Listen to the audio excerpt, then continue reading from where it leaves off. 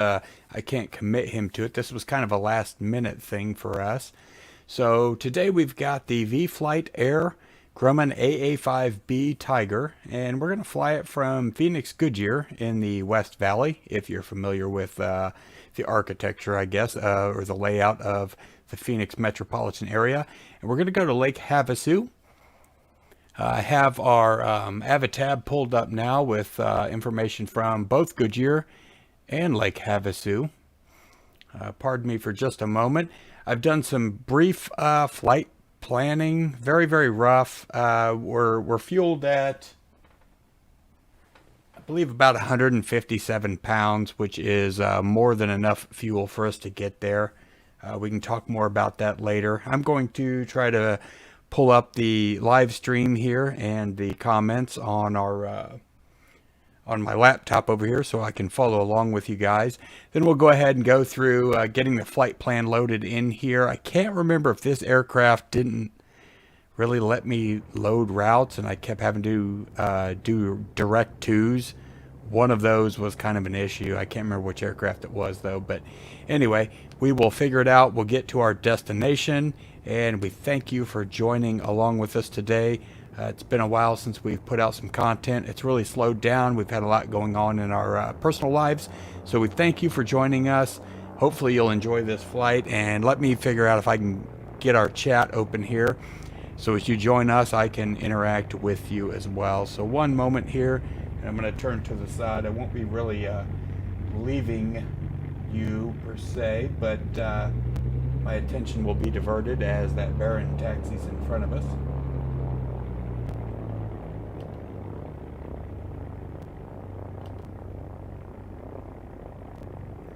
It's been so long I've actually forgot how to manipulate all this stuff. Most of the time when we've done our live streams in the past, they've been over at Tim's house, so we've got a pretty seamless situation where he'll usually run the sim. It's his house, his computer, and he'll run that, and then I'll kind of get on there and interact in the chat. But I'm kind of wearing, 3 or 4 hats right now, so hopefully this comes out well. Or at least in some type of semi-digestible format.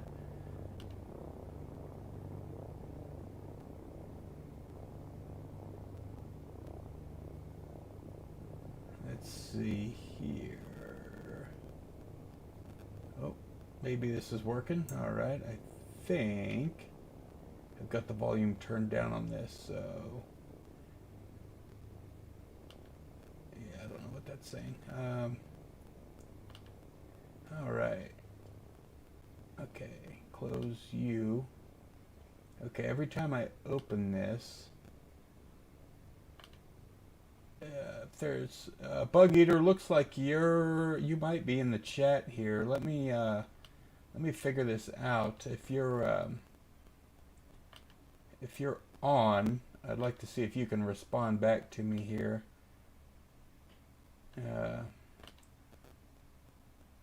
Wow, that's interesting. Every time I open it, it opens and then closes back to something there. So let me try something here. Sorry about that.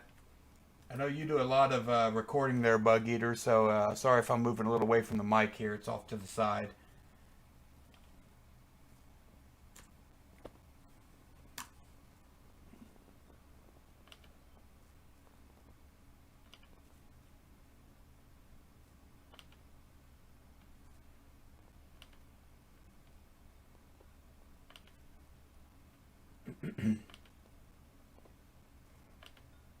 All right, still here. Okay, you hear me fine. Excellent to see back on the air. Yeah, Bug Eater, it's been a while.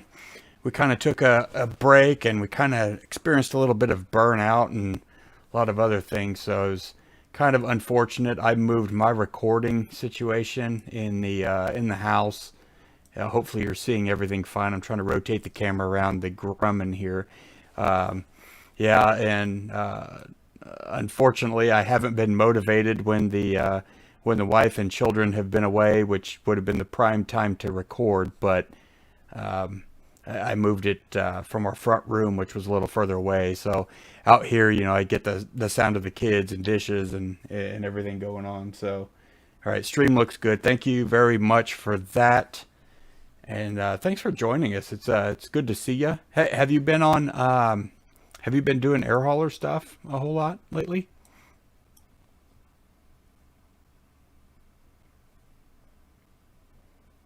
All right, we've got somebody else popping in. I'm driving, but we'll chat more soon. Excellent. Well, we hope to see you in the stream when that happens. All right, so as I'd mentioned in our pre-stream, we're going to fly from the Phoenix Deer Valley. Actually, I think I mentioned it earlier in this.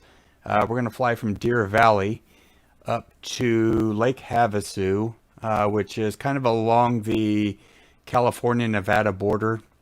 I didn't do a lot of looking. It's probably closer to one than the other, but it's almost right there where all the states match together. An earlier estimate was at about an hour and 38 minutes flight time, maybe more, maybe less. It doesn't really matter to me one way or the other. I'd just like to get a video out here for you guys to enjoy. And I got Bug Eater, very busy in air hauler too.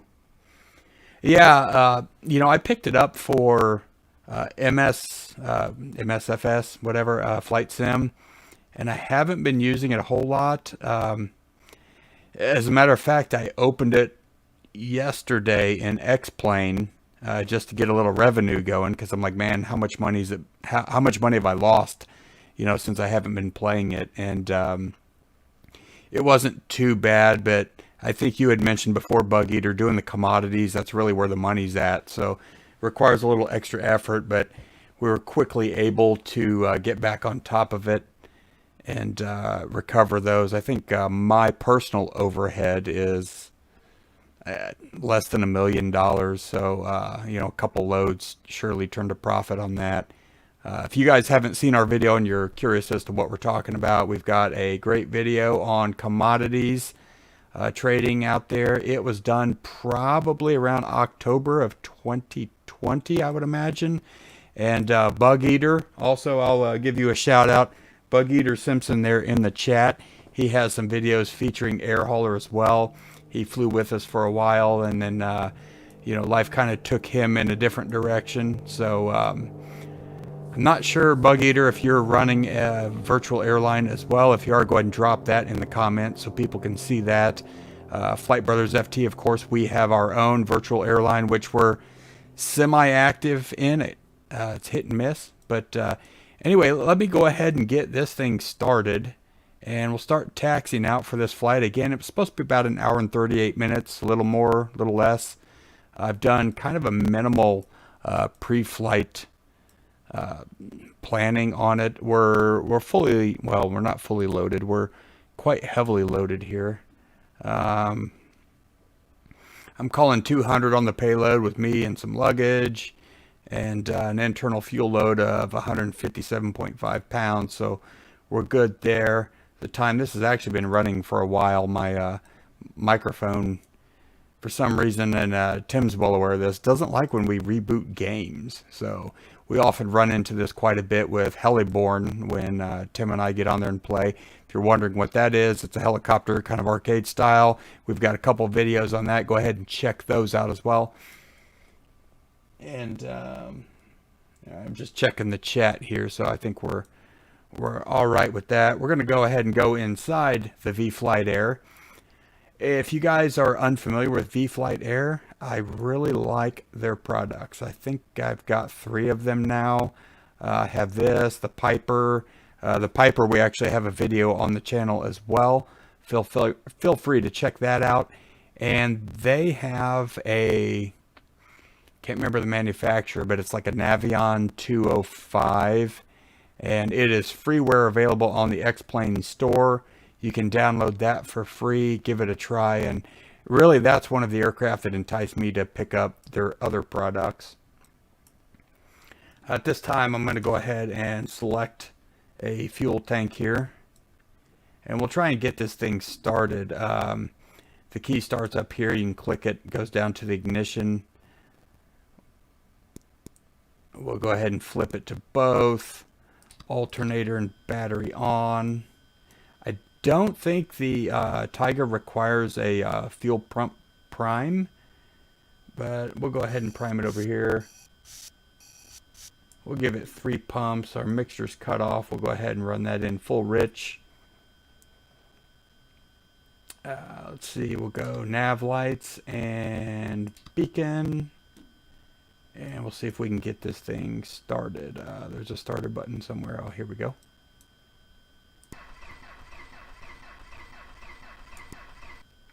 Alright, I didn't have the throttle cracked. Let me try that again.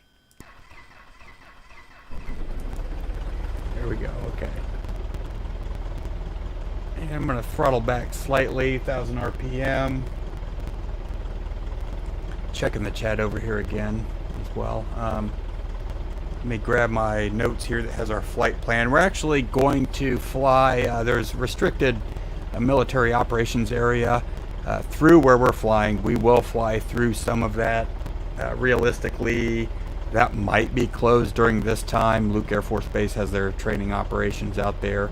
So I don't know how you would normally get to it, or it may have a shelf on it, but we're going to fly out there as though it's our own.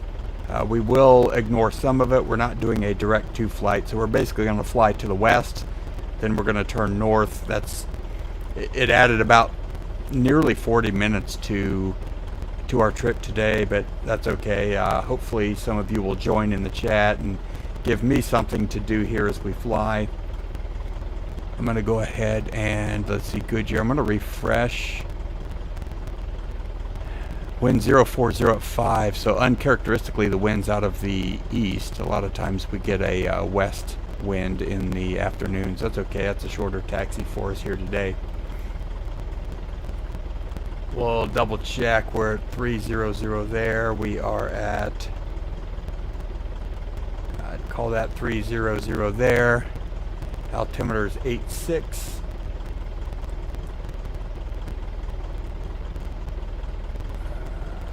Did you guys call that 86? I'll call that 86. Again, this is the Vflyteair Grumman Tiger. Pick this one up on the xplane.org. You can get it wherever you like. Our first nav waypoint is Buckeye, which isn't far east of us. So we're going to set that in here.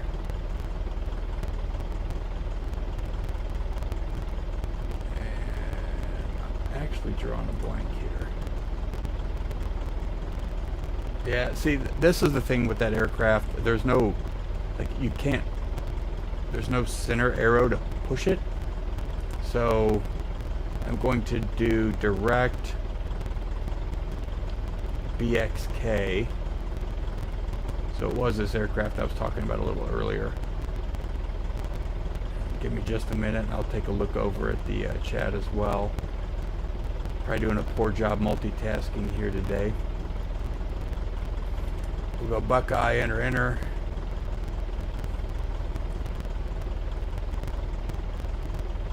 Yeah, Bug Eater. The Navion. Yeah, thank you. I can't remember who made that. It's a defunct company now, but Ryan, I think. Ryan Air made, not Ryan Air, but Ryan Aircraft. I think they made it. We'll go ahead and squawk VFR here.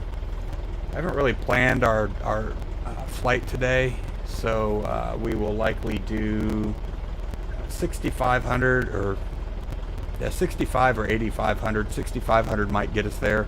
Odd north and east, so we're going to be going west, so that'll be an even elevation for us today. Our avionics master's on. If any of you are following along with me, hopefully you can spot anything. We're burning out of that left tank first. You can see here, tanks are pretty level, which we would expect for an idle run. So we'll go ahead and taxi out now, and we will depart 2-1. I'm going to reset my heading bug here. Call that 2-1. And I'm trying to remember if this aircraft, I don't think it has an altitude hold. I picked up not long ago the Just Flight Turbo Aero 3-4, I believe, and it does not have an altitude hold, so you're pretty busy with that one. We'll go ahead and taxi down here to the left. hang the right out, and then we'll go right, basically right back in front of us here.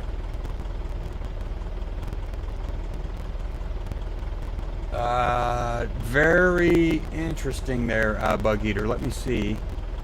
Okay, I do have a configurator, or a key configurator. Let me see here. Oh. You're the man. Alright, let's see. The big knob does big things, the little knob does little things. So let me grab my flight plan here. We'll go ahead and load that in. We're going to Blythe, which is BLH.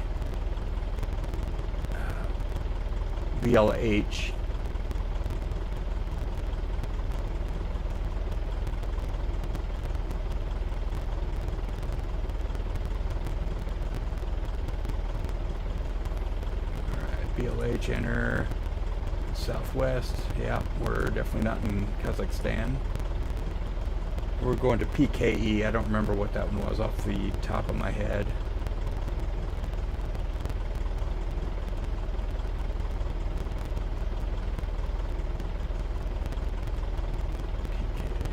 PKE, enter. And then we're going to go direct Havasu, which is Kilo Hotel India.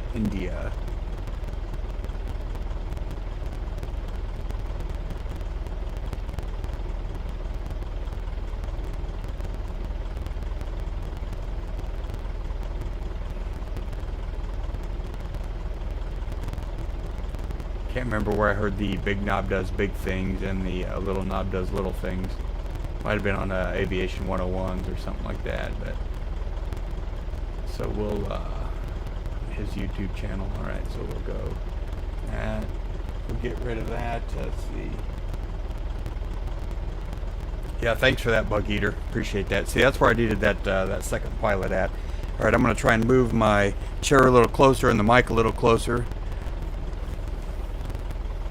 Get in a flying position as opposed to a little more relaxed position here, and we'll I've got the yoke hidden here, and I'm going to spin the clock. One of the things, if you guys don't fly GA frequently, a lot of them are different. So what you do is you can spin the knob here, and this is kind of like your flight time tracker, so you'd kind of go somewhere there. I'll try and remember that. Our trim is also in our takeoff position, so that's good there. And we'll we don't have really a taxi light per se, so we'll flip on our landing light here. We'll hold the strobe. We will go to on, but we're not reporting altitude at this point. And I will do my best to try and remember that.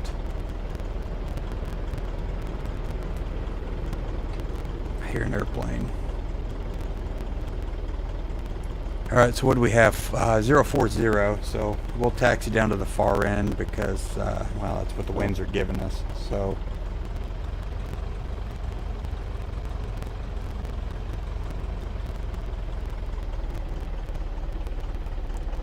it's been a long time, Bug Eater. I don't know when you last flew. I know you've done a better job at creating content than we have, so, you know, kudos to you for maintaining that.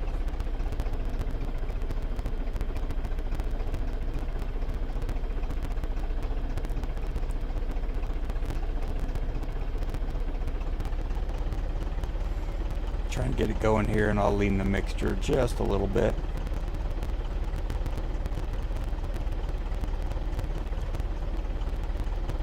We'll do that, and then we'll pull the mix out. On this aircraft, we actually have, hey BKG, pretty sure you've been in some of our live streams before, if I recall, so greetings from the States across the other side of the pond there.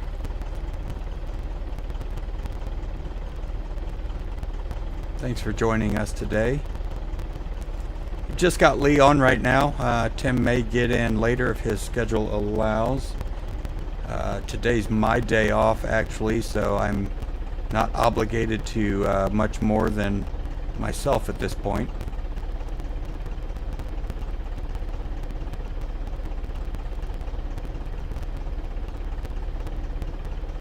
And if you guys are seeing anything, I'll try and keep an eye on the chat.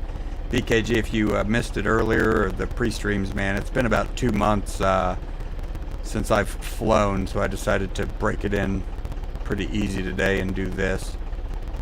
Plus, I like this airplane. I don't think we have a video yet on the channel featuring this one, and I really like it. So I wanted to kind of show it.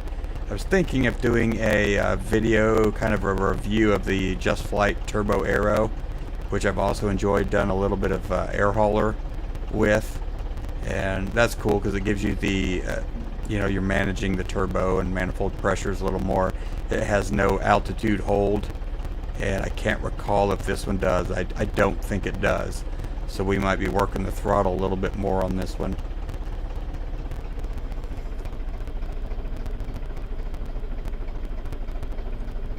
Sorry, I'm trying to look at the chat and taxi reasonably close here. What do we got? Thank you. Issues with replays on DCS. Yeah, that's free to play, I believe, right? You get like 2 aircraft. I've thought about picking it up, Bug Eater, to check it out, but it's like, you know, it's been kind of a bummer because we've been busy with, you know, other stuff, which is why the content hasn't been coming out. And I made a few flight sim videos, and I don't know if it's a different crowd or what, but they just, or maybe it's the subject matter, I'm not sure. You know, they just haven't been getting the views and the watch time, and you know, all the stuff you kind of look at as a quote YouTuber, you know, that really makes you decide, yeah, you know, do I need to put time and effort into this video or not? And they've just been a lot lower. So, you know, the X-Plane stuff, for one reason or another, you know, it does better. I haven't done DCS, but I'm like, man, you know, just like dividing our time across 2 sims and trying to include air hauler a bit. Shout out to Duncan again. You know, we've had his name thrown around a few of the air hauler videos, and you know, we've had a couple issues we've seen, and he always comes right back to us. So but thank you. Oh, sorry, I'm taxing offline. Martin, yeah, thanks. Greetings also from the States here to the Netherlands. Not too familiar with it, but you've got a great Formula 1 driver over there, and Max Verstappen, so you know, I watch him when F1's on TV. And yeah, the DC-3 tutorial, that is that's not me, that's Tim. He did a heck of a job on that as well, and it's funny, the few times I've flown the DC-3, I've had to refer back to that video, in fact. So yeah, Tim does a great job on that. I think his profession kind of comes through, and his ability to really communicate the appropriate facts and information to viewers like you guys.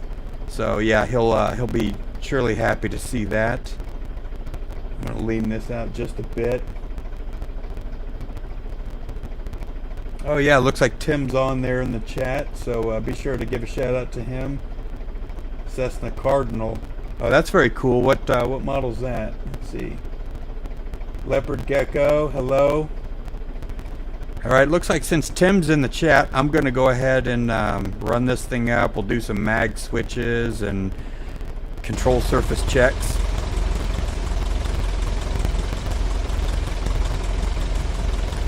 Those look appropriate.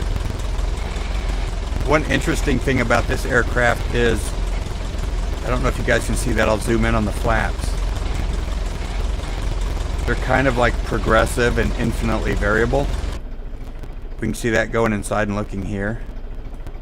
You can move them a little bit, or not much at all. That kind of caught me out the first time I flew this airplane. We'll crank that up to bright just in case it starts to get dark. Shooting out here in Phoenix right now. And I'm going to reset my bug here for 03. That's the runway we're departing. We'll run up to about 1800. Zoom in here. I know a lot of viewers and Tim get on me about not zooming in. There's about 100. That's about 0.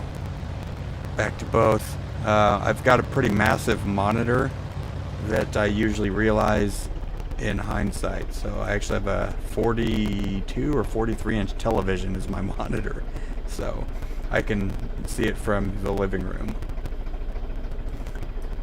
We'll check over here, look at this other stuff. We'll come back up again, check our vacuum.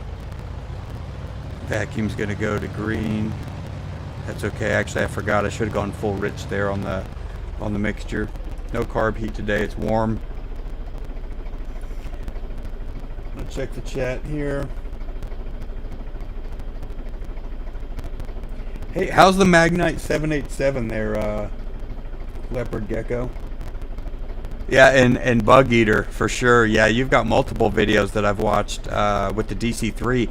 Didn't you have to do a stop? I think you were flying for our VA, right? And you did a video with a stopover for fuel down in the Caribbean. I'm gonna go ahead and taxi out here, everyone. Oh, let me reset my time real quick before I forget. There we go. All right, that's we'll call that our takeoff time. And I forgot my strobe. I think we're good. If you guys see anything else that I've forgotten, call me out in the chat there.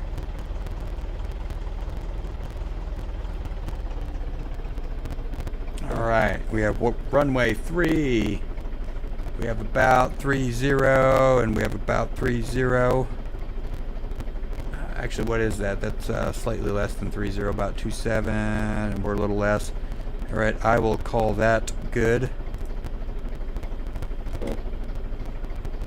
040 at 5, so we should be mostly straight down the runway. We'll advance the power, full mix.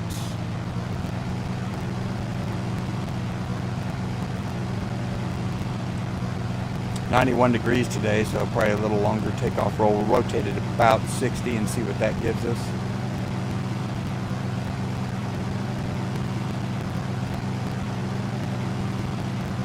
Thank you all again for joining us on these live streams. I know a lot of times these don't get a lot of watch time, a lot of views. I think people, they tend to look at it and say, oh, that's a 2-hour thing. I don't have time to watch it. And that's fine. I know in the past I've watched some streams from like Flight Deck to Sim and stuff, you know, in 15-20 minute increments. So we appreciate, and we know time's valuable, so we appreciate your time for joining us today in this.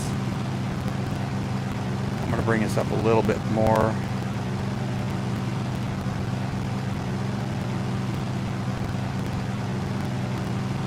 Get about 1,000 above the ground.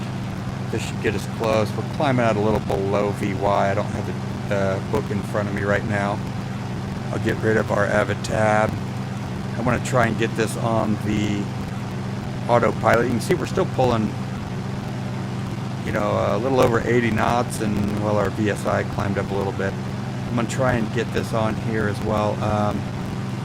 Get our autopilot on. We're on nav 1. So autopilot on. Let's see, I think autopilot. See, this is what happens when you don't fly a lot. Okay, we're ready. Okay, I'm going to click one more time. That gives us the heading indication here. So I'm going to spin it around.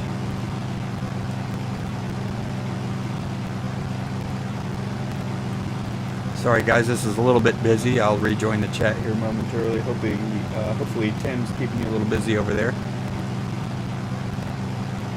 We need a 263 to Buckeye, so I'm going to spin a... Actually, that was pretty close. And I've got a friend of mine calling. I'm going to answer this anyway. Hey, dude, I'm recording on YouTube right now. I'll call you back. Okay, well, actually, we're live streaming. Bye.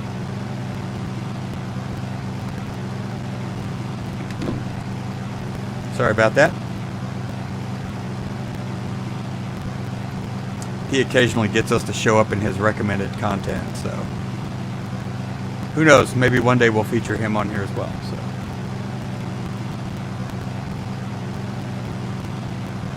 Alright, let me check over in the chat. We're going the right direction. I want to see if I'm forgetting anything that you guys have called out.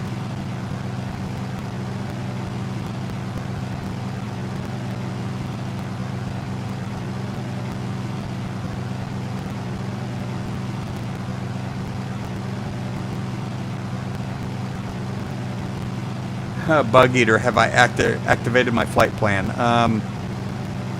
No, that's a good call. Let's go to GPS and let's go ahead and let's get over here. Actually, what we can do, let me do that pop out again. We can go select, direct, activate.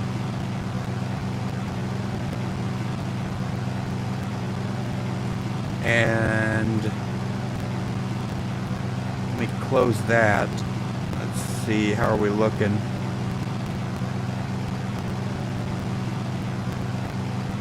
Did you see if that went to, we're not getting a deviation here. Actually, it looks like it's direct on, so we might be okay there.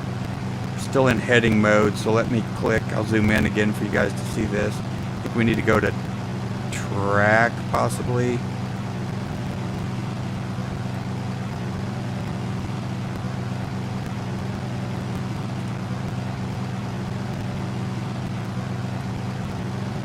Oops, sorry about that.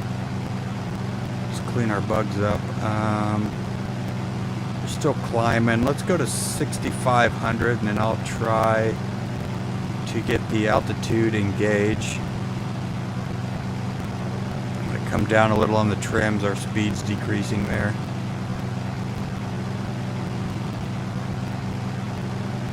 I don't like how I'm not getting a... Alright, I'm going to start trimming her down.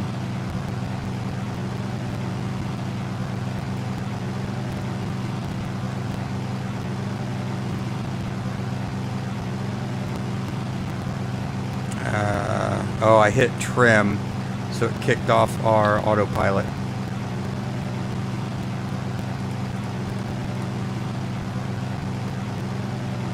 And now we're like going nuts. Alright. See if we can get things under control here. We would have definitely busted an altitude restriction there. That leopard gecko, I know you're texting Tim there. We were reporting a little bit when we were doing our podcasts that the Magnite was getting a lot of more frequent updates.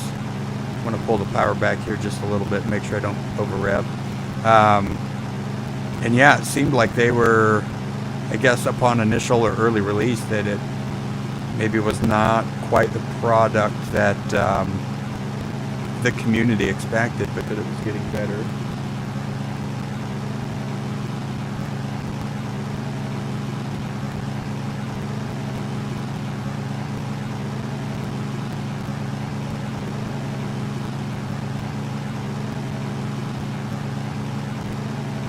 Bug Eater, that's the... They haven't released the Q400 XP, right? That's still... I think we follow them on our Discord channel, and I also, like you, have the... what do they call it now? The Legacy, I believe. And that is a super cool plane. And yeah, all the FlyJs. I still haven't gotten the 737-200. Tim has that one. But yeah, that 727 is great. So if you're even on the fence there... who was that? Was that Martin suggesting that? That would be a way to go.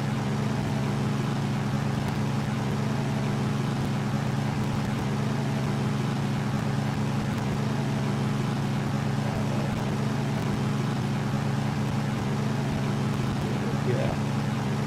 Andrew Knudsen. Yeah, good to see you on there. I think I know who you are. You are based on that. So thanks for joining the stream and bringing our numbers up just a little bit.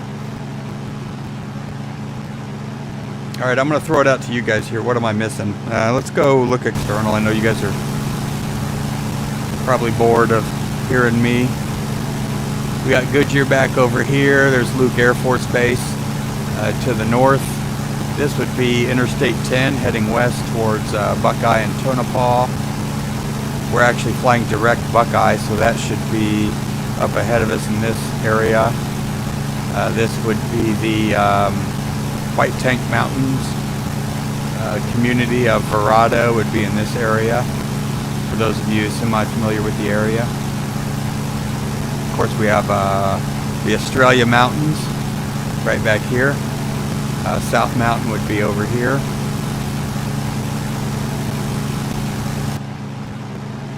And now I'm actually going to lean the mixture a little bit here. We're up a little higher than I'd like to be. So we're going to go to our JPI, and we're going to start leaning it. And you should see the cylinder temperatures increase here. I haven't mastered this yet. I believe this temperature here is our peak cylinder temperature, so we want to lean that out. Looks like cylinder 4 is our hottest. And after I lean this out a little bit, guys, I'll get back over to the chat. I'll lean that a bit, and I want to pull our power back. What do you guys say? You want to cruise at about 20? Cruise about 2,300.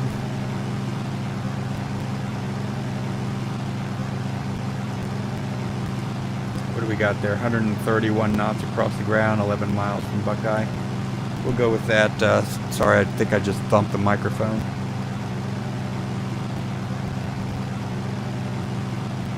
Big thanks to Tim and Bug Eater for joining the chat and keeping it going there. Looks like you guys are banging away there.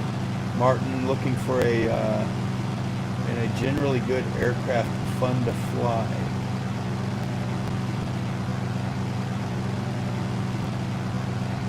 Yeah, Martin.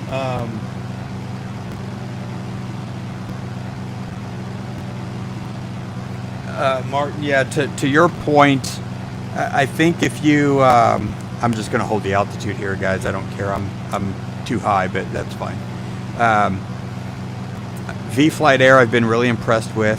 I have 3 of theirs. Go check out their Ryan Navion. If I remember, the autopilot, it's free through the xplane.org. The Navion, it has a little funky way you set the heading, if I recall. Maybe Bug Eater can chime in there. But it is a great representation of their products. This, of course, is one of theirs. Let me change seats here. I kind of forget, you know, I'm babbling here, and you guys are probably getting tired of the same view. So I'm a big fan of Vflyteair stuff, and they're very reasonably priced, good value, you know, bang for the buck. Thranda, I have 2 of their aircraft, the Kodiak and the DA-62. Both of those are wonderful aircraft as well. Just Flight. Tim and I actually did a review on their Vulcan over on FS Elite's channel, so if you haven't seen that, go check it out. But that's a big, you know, Delta Wing bomber jet, way over what you're talking about. But I did pick up, because I wanted to evaluate the general aviation products, their Turbo Aero. This is probably the 3rd time I think I've mentioned it since we've been live, and that thing is super cool. I love that thing, and that aircraft, you got to use a lot of rudder when you're on takeoff. You got to spin, I think it's a lot of right rudder, and it wants to pull to the left. Then you level off, and you got to remember to take that rudder back out, because your slip skid ball will be going out. So kind of something to monitor. I don't know what you guys want to look at. Actually, you know what? We've reached our cruise altitude. Let me go up here and switch tanks. I think this actually has a tank swap auto on it. One of the aircraft I have does, but we'll make sure we're going to burn even fuel out, and I'll go check out the chat again with you guys.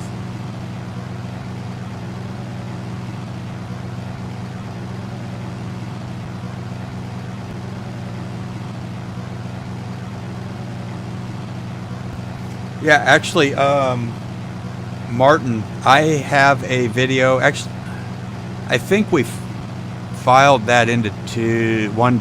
I can't remember if we had that in 1 or 2 videos.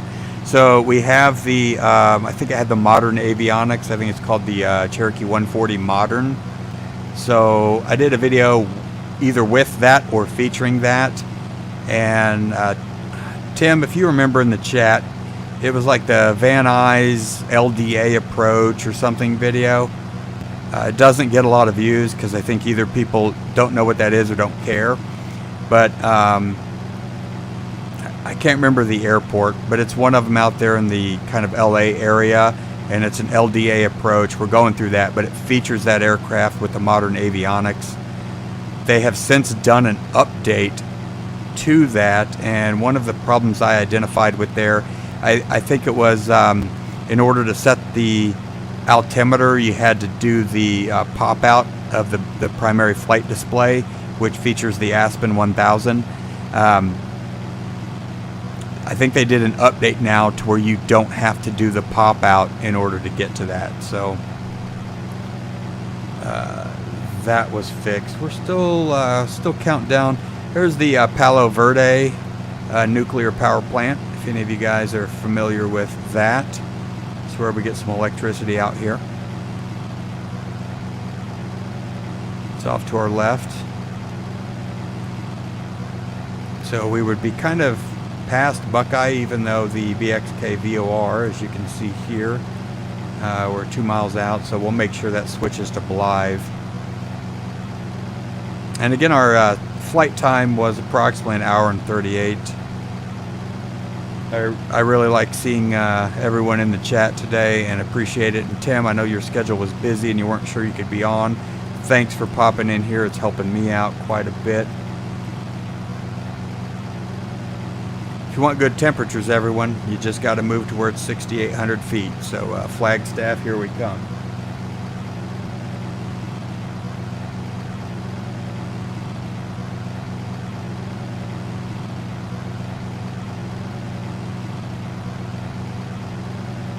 Looks like we might have 10 viewers on here. So feel free to hop in the chat. You've got Tim, the other flight brother, who's in there. He's chatting it up with you guys. I'm trying to do my best to fly the plane. For those of you who are aware of VFR flying, I'm not at the correct altitude, but I kind of don't feel like doing that, and I want to multitask with you guys. I also realized I just forgot to turn altitude reporting on, so we'll fix that now. I think we've encountered a bit of a headwind, so I'm going to bring the power back up. We'll go back up to back up here. Let's double check. We'll give it a couple seconds and we'll check our airspeed. As you can see by our timer here, we've been up for about 15, 16 minutes. Yes, I'm Andrew. Thank you. Never seen the power plant before. You know, well, actually, you know my past, and some of the viewers, I've told them about that as well. Let's go outside. Here's the Palo Verde plant, and I think this audio is coming through okay. You guys can hear me all right. So when I was in the Air Force, we actually used to go up to a facility up here on White Tanks. We had air traffic radios, and on a good day, we could actually see the power plant from there. So that was one of the nicest things about going up there. Have to try and hit a gas station on the way, get you some lunch, because it was about, I think it was about 2 hours from the time we left the base until we got on top, between the fences and the climbing up the mountain you had to do. So you definitely would almost make a day of it. Sounds good, thanks. Thank you, yep. Yeah, I tried that pre-stream test earlier and it seemed like it was working out, so. Originally it didn't. For some reason, Tim and I's microphones, anytime you open something, it seems to not want to work. So X-Plane was actually open for, I don't know, an hour and a half for the pre-stream test, and the audio failed. It didn't pick up the microphone, and then I reset it and did the actual test, and that seemed to work, so I just left the game open. Let's see if we can pitch down and actually, it's not liking that. thought there was a way where I could trim it down to the correct altitude. Let's try that anyway. We'll use the trim, we'll watch for the disconnect, and we'll try and get down to 6,500, and then we'll re-engage our altitude. Let's try and make it, we're going over red line. Pull our power back.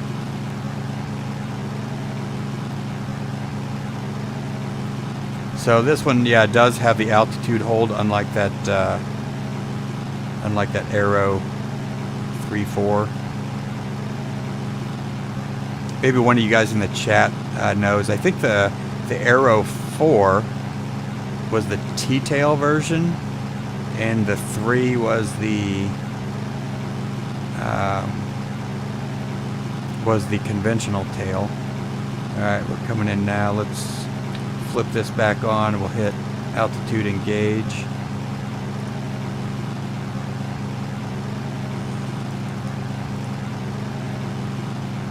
Man, this thing's quirky. This is where not flying for a while comes back to haunt you, you know. You get the guys, if you're on the the forums on Facebook and in the Reddit chats and all that, you see everybody going, why doesn't the thing work the way I want it to? And you know, there's type ratings for a reason, everyone. And it's kind of no different. Of course, they don't carry the same implications with the general aviation aircraft, but each airplane's different, and the way the autopilot, you know, this is, I don't even know what kind of autopilot system that this is. It's in the manual. Actually, you can see here we're out of trim, and I don't know where the rudder trim is.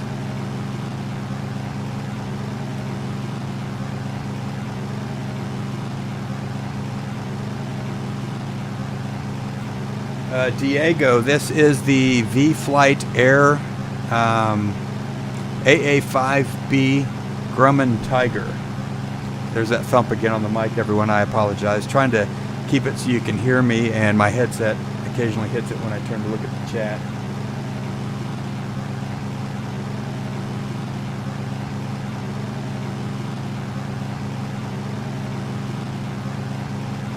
Good to see you guys. Yeah, Christopher, thanks for that. Yeah, it's been a little hectic, and I'm not gonna lie, in some respects I've been a little lazy. I started posting on Reddit using what Tim puts on our Instagram, and it worked really well. I was trying to do a post every 2 or 3 days, and I was just like, I kept forgetting, and so I've gotten behind on that. If any of you are new to the stream, welcome. Thanks for joining us. We are on Reddit, on Instagram, and Twitter. We are FlightFT 2019. Go check us out. Tim does a good job posting daily to almost daily. I do I'd say lackluster would probably be a bit of an exaggeration at posting to Reddit. So I will try and do better. I actually have some pre-watermarked, I guess, footage to put up there. That's been the big thing on posting it, is I'd like for people to see us on Reddit and see our logo and come join us on YouTube.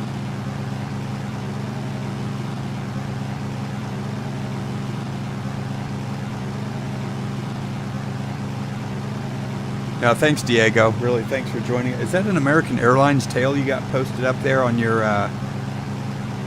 thumb there? Trim on the roof. Ooh, good call. Let me look, Tim.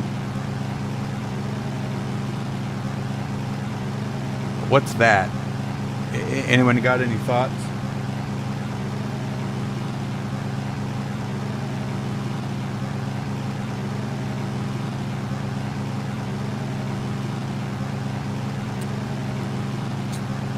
There's our OAT, which we also have here in a digital presentation.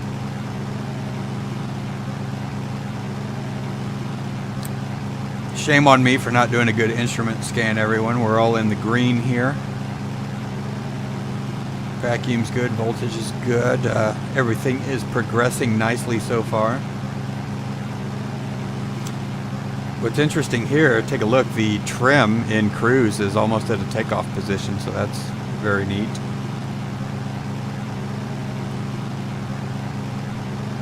Oh, One other thing over here, check this out.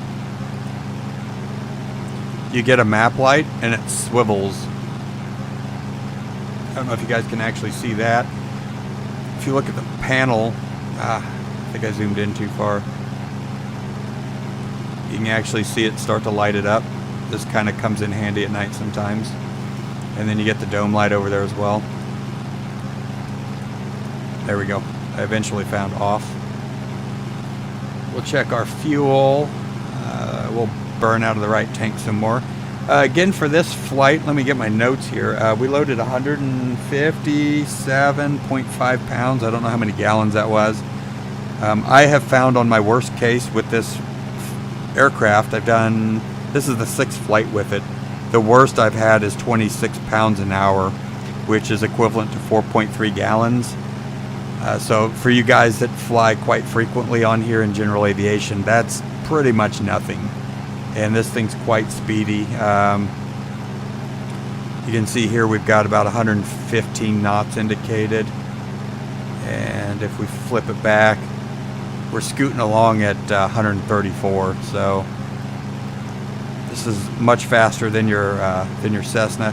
And in an odd fact, I looked up in the manual before I took off, you can actually fly with the canopy open up to 112 knots.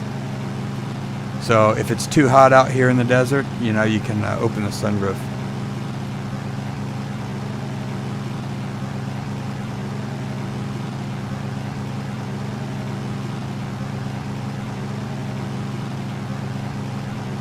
I'm Andrew, both handling it like a boss, thank you. Yeah, we're doing the best we can. Tim's in there. That map light, yeah, man. It's all about that map light because, you know, you never know when you got to do that in the middle of the day.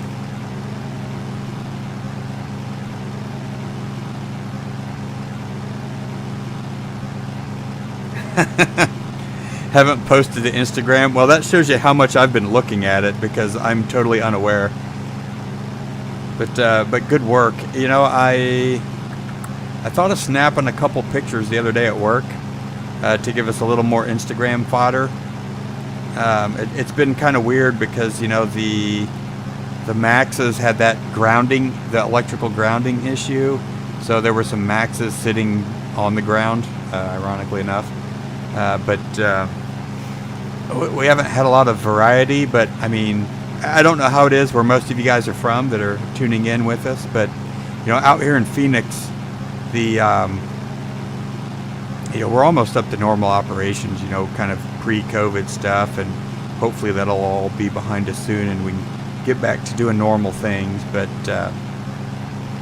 yeah, you know, they're bringing them in about every 90 seconds or so, whatever separation allows.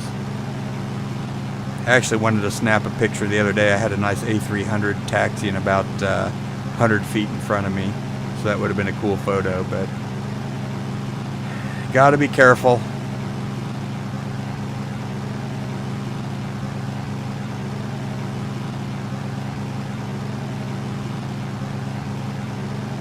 Yeah, you know, if you got the gooseneck light, well, I mean, for the Soviet aircraft, they'd have a fan mounted here that you could articulate as well, you know, and a green, what's that blue-green Soviet,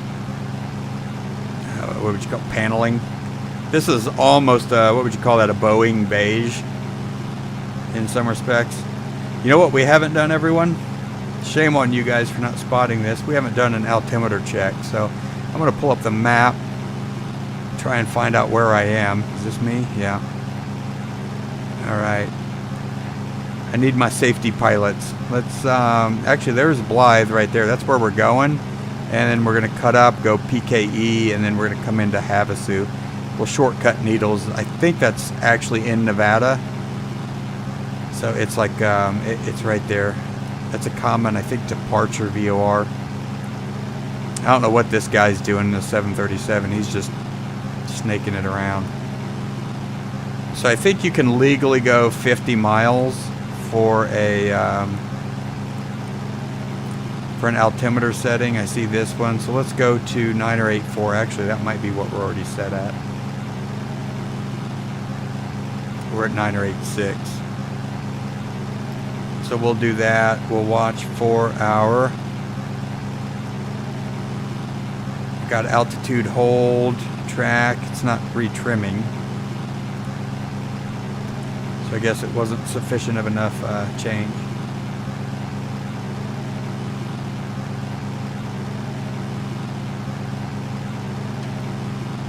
What kind of view you guys want? You want a wing view? You want an external? You want a back seat? You want that one?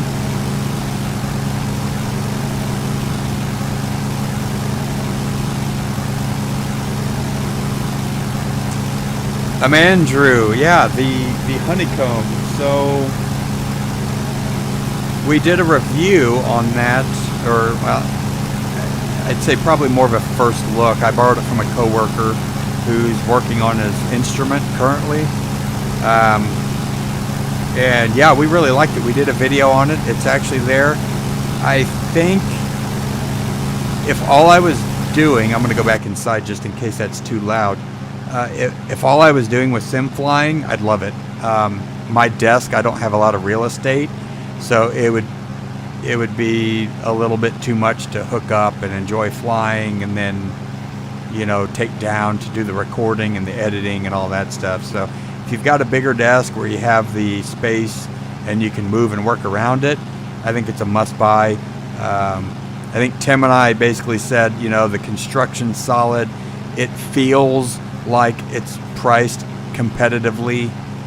You know, it feels good. It feels solid. Tim and I actually, and thanks to FS Elite, and apologies to FS Elite because we have basically disappeared from their radar as well.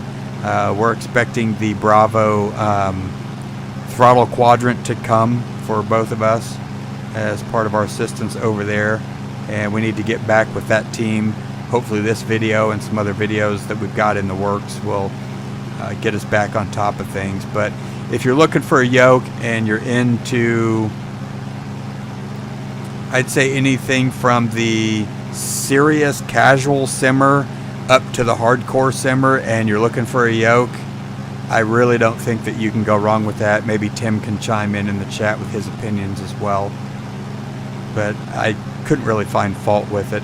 And unlike a lot of yokes, it has 180 degrees of movement in it, you know, in roll, and I believe a lot of them are about half that. That being said, I haven't flown with those. I have my old Logitech.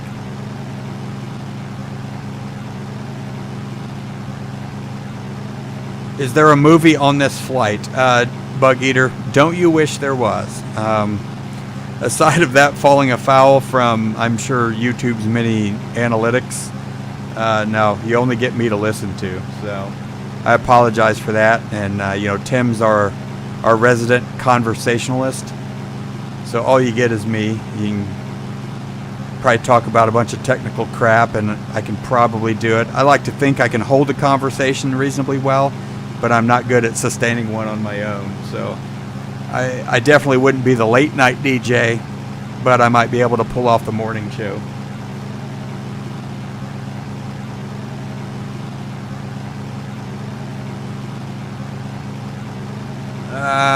Clarify that pilot's in view.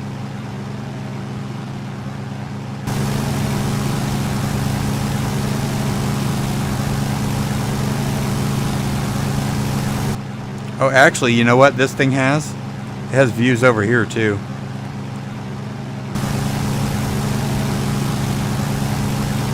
You guys want to see this?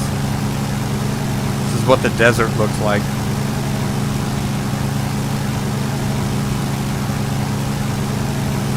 Hey, Andrew, did you get your computer or sim software or whatever it was we were talking about last time we got together? And by the way, Tim, you know Andrew. We took a ride in the Subaru together.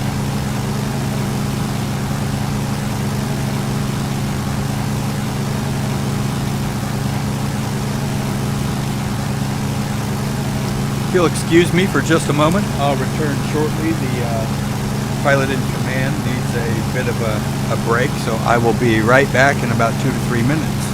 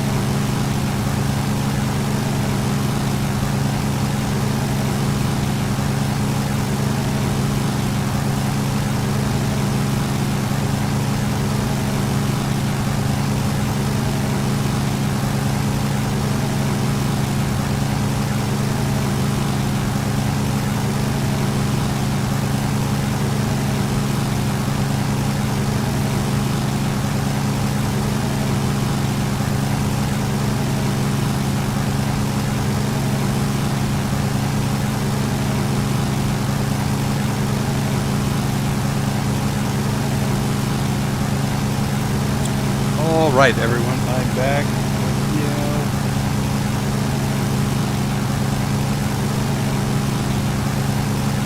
Andrew, okay, you got the computer built, cool. Yeah, man, it's we need to get together again. It's been what was it, Thanksgiving, I think, maybe. Although if you're not back, then what I'm saying is completely unnecessary.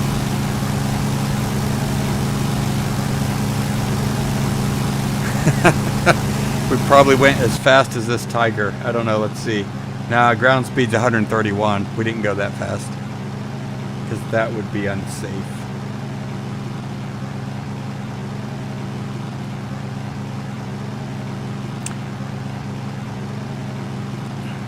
So who else is on there? Jump in the chat. You have both Flight Brothers on here. You've got Flight Bro Lee doing the stream and flying the plane, and I'll use flying in quotation marks because I've got the autopilot on, and I'm perfectly fine with that today. And you've got Flight Bro Tim also in the chat there.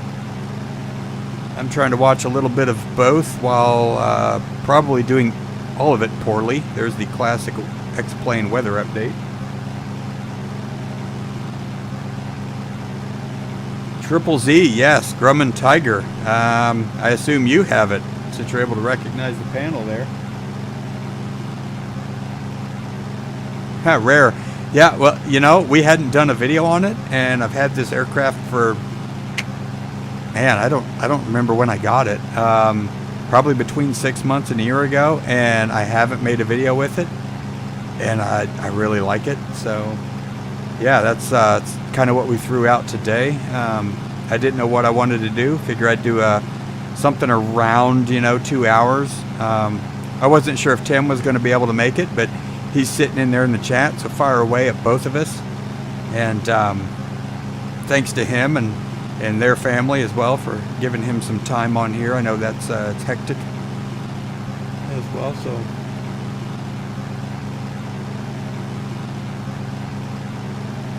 Yeah, for those of you who have, well, for those of you who have X-Plane, I guess, the default 747, Tim's had a lot of requests based on his default 747-400 FMS, I believe it was. Correct me if I'm wrong there in the chat, Tim. I can't remember if it was the startup tutorial or the FMS, but he's had a lot of requests for kind of a flight with it.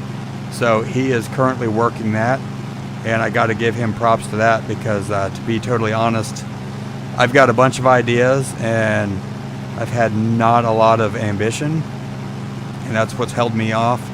My original plans were to do some Microsoft Flight Simulator stuff.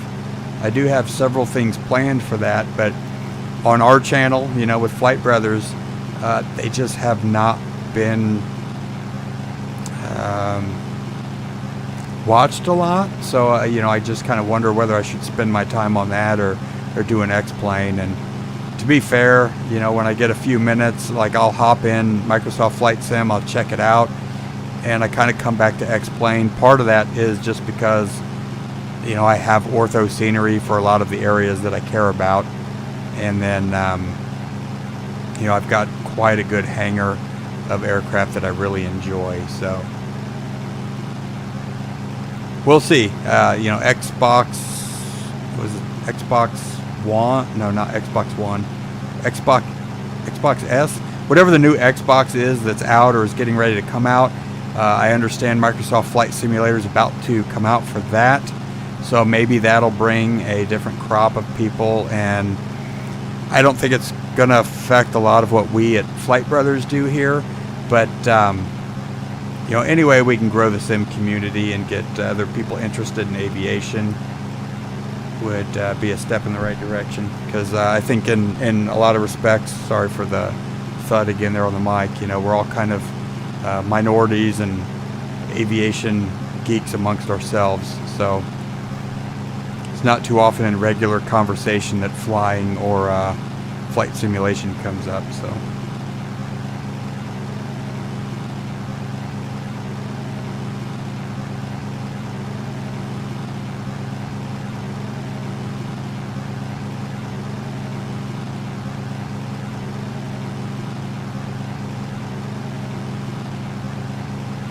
You're between errands?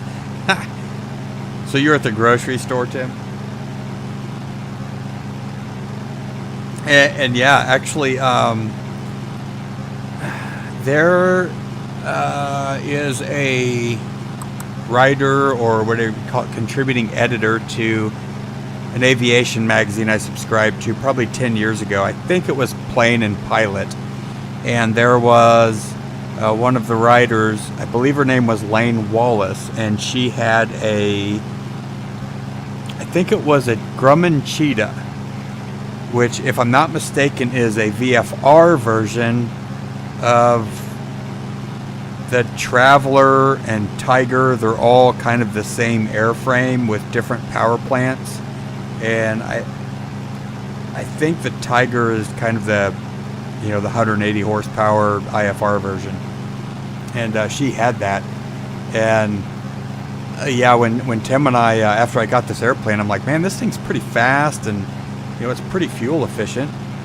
And one of the oddities to it, if you didn't know, actually, is in the real world, it uses differential steering. It actually has a cast-ring nose wheel. So you can see here, it's kind of like a swivel, much like a Cirrus SR20 and 22. So you don't have the rudder pedals that control the steering. It's actually differential braking.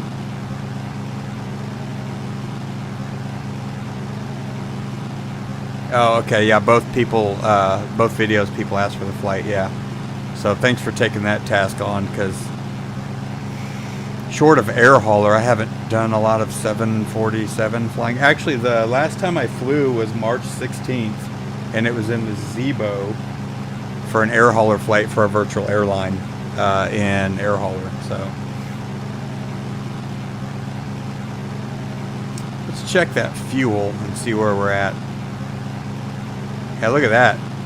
We're just a little bit below kind of where we are shortly after cruise. So we'll let this burn down a little bit, and then we'll do a tank swap. Let's check our mixture here. This thing's kind of weird. It has a really short mixture knob. It's not like if you're familiar with the default Cessna, it seems like you can pull on it forever and a day. This one's really small. So here's some other cool things with this airplane. If you actually read it, it has all these little warnings: turn off strobe, beacon in clouds, modified with a sense-inch prop, or pretty sure it's sense-inch. So the yellow arc's not applicable anymore. We can go faster, everyone. We've got this set though at about, what is that, 2400 RPM. We're just kind of cruising. You can see here we've got a ground speed 133. Good luck getting that in your 172 without a tailwind.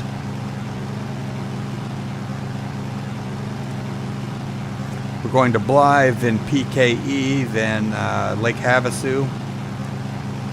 So these are, you can see these are actually shorter legs here than we're currently on. So this is our longest leg. Just kind of flying out in the Arizona landscape here.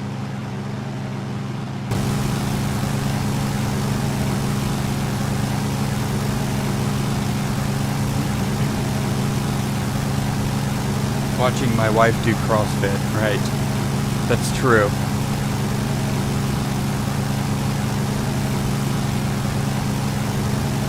I encourage everyone to get a set of kettlebells and encourage squats if you have a significant other. You may not work up a sweat, but at least it'll be enjoyable.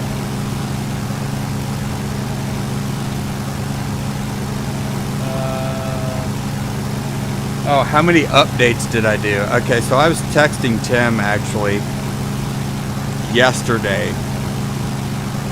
Though we don't fly online very much because of home stuff, I had to update both Vpilot and Xpilot, which, if I recall, those are the voice programs that allow you to use Gosh, no, and not Pilot Edge. What is it, Tim? The free one?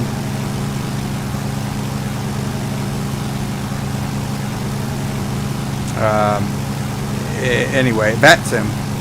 So it does that. So I had to update those. I had to update Navigraph. I had to update about 2 or 3 other things. Then I got onto X-Plane. X-Plane needed an update, so I ran the Skunkcraft Auto Updater. I had 3 airplanes that needed updates. So my last 2 days have been spent doing updates, just so I could get to this point. So, Diego, to answer your question, do you not have a sim? Let me ask that first. Do you have a sim or do you not have a sim?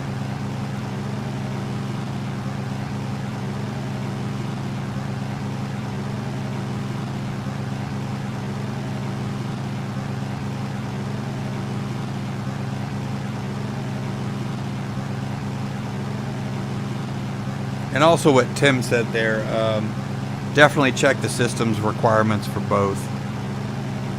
But you have the mobile sim. Okay, so what is it that, back me up here, Tim. Diego, what is it that you plan on or envisioning you doing with your sim? Do you like low and slow and flying around?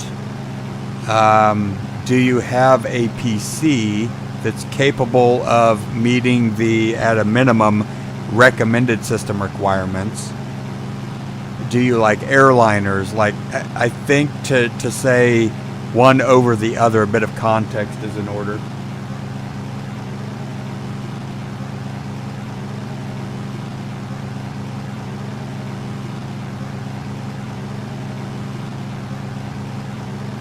Yeah, thanks, Tim. VATSIM.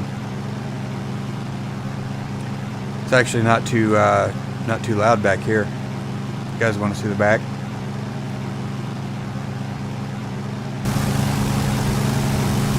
That doesn't seem right.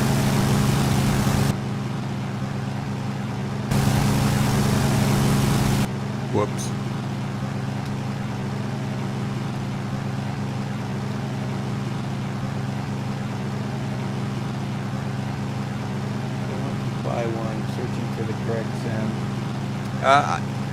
Honestly, Diego, I think if I were to make a suggestion, get the computer that you want or can fit in your budget.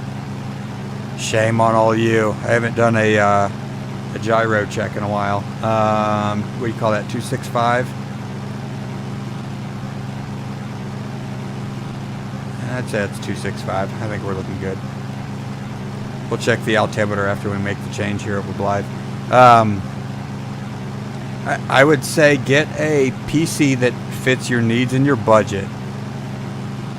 And then from that, look at both sims. If you're going to fly the low and slow, you have a very good internet connection. All you want to do is do this and look out the window. At this point in time, Microsoft Flight Simulator would likely scratch that itch. If you want a bigger catalog of available aircraft, both freeware and payware, and you want a more authentic flying experience, because I still don't believe Microsoft Flight Sim has caught up with this. I think they're still a little bit behind in the flight dynamics department. X-Plane might be the way to go.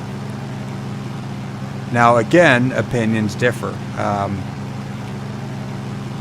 Tim and I have both had Microsoft Flight Simulator since actually I think we got it around launch day.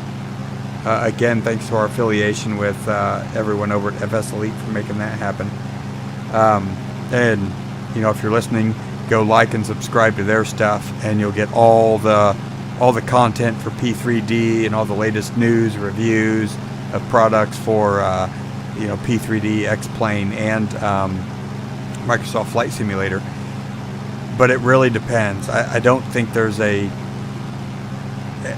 single answer. I mean, the best answer is both. Then you can pick and choose.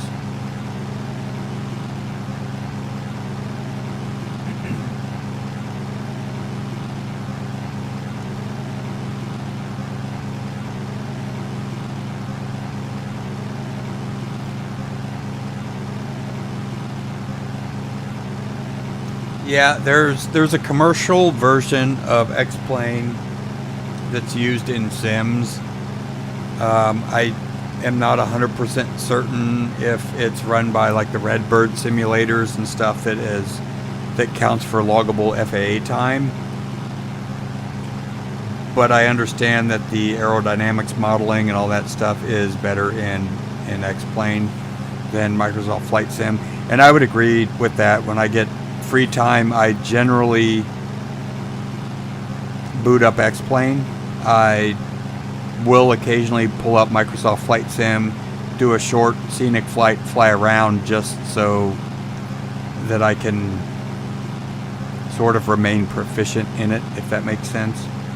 But my go-to is X-Plane. And I mean, what you're seeing now is Ortho scenery. So this doesn't come in X-Plane. This was an add-on. Orbex does a great job with scenery if they have scenery available in an area that you frequent. And the thing with all these sims, and Tim will probably state it as well in the chat, is it's all as realistic as you want to make it. You can hop in engine running, turn off failures, go fly, and just kind of do it. And you'll be all right in either of them. Or you can start doing the pre-flight planning and, you know, all the other stuff. I mean, when I review an airplane, especially a general aviation, I like to do slow flight and stalls and, you know, how does it handle and accelerated stalls. I don't think the average flight sim person really cares. We did a video on the, what was it, Tim? The Piper Meridian TP500 or whatever, turboprop, and I did all that stuff. And I don't think the average person going, should I buy that aircraft? I don't think they care about that.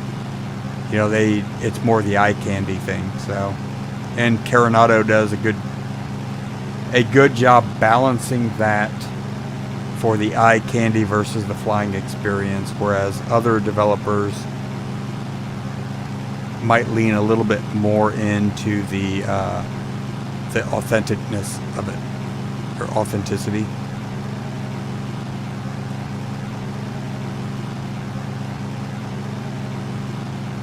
All right, if you've got anything, Tim's got about 10 more minutes on.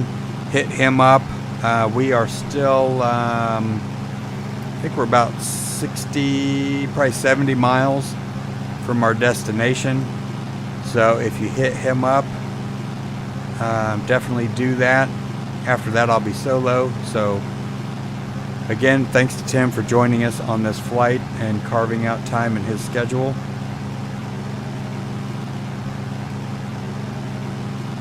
Actually, this is, I think, Blythe right here, this airport. I landed here once, actually, in this aircraft. I was flying it to somewhere in Southern California, and then I think I may have flown it actually to Catalina Island. So I flew from here to here, and then I flew here to another place, landed at night, flew to Catalina Island, then flew Catalina Island back to Goodyear. I think I have some pictures of it, or an Instagram landing of me crashing it on not Amelia Island, Catalina Island, AVX, I think it is, KAVX.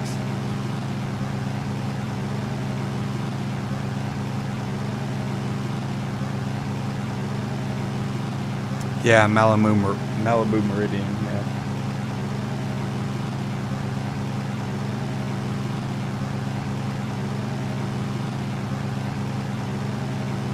Looks like we've got about 8 viewers online. 1 or 2 or 3 of those I know. If you're tuning in recently, welcome. Thanks for joining us on this trip. We're flying from Goodyear to Lake Havasu City Airport, I believe it is. Right along the state line of Arizona, California, and Nevada. We're in the Vflyteair Grumman Tiger. Wrong button. This is in X-Plane 11, and we do have Ortho scenery laid for you here.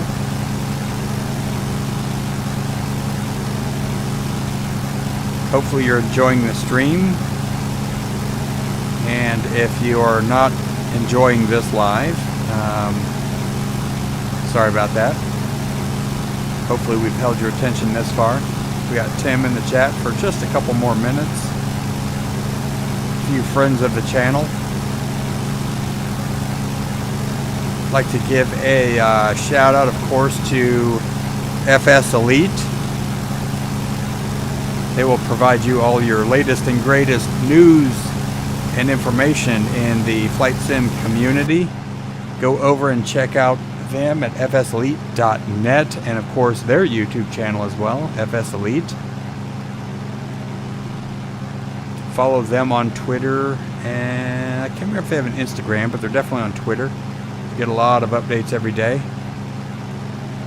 And of course for us, we are Flight Brothers FT, and you can follow us on Flight FT 2019 on Twitter, Instagram, and Reddit. And we're Flight Brothers FT on Facebook. If you like or moderately like what we're doing, be sure to click the subscribe button for all of our latest and recently infrequent uploads. Ring the bell for the notifications when we do. We were doing about monthly, and then we kind of got away from that with some other things factoring in. So hopefully we'll get more content out there a little more frequently for everyone. This channel kind of started off as weekly, and then we went to semi-weekly, and then we went to monthly, so it's kind of a downward trend, and we realize that. But this is a hobby and something we do enjoy doing. We do enjoy interacting with you guys all. So please, if you watch our videos, consider leaving a comment, telling us what you like, tell us what you don't like. Maybe we can change that, update stuff. If there's other content or aircraft you'd like to see, again, drop us a line. This looks like an old auxiliary field here. That's an old runway that used to be in effect. Probably some reserve military installation of some sort. If you're in the chat, Google that and let us know.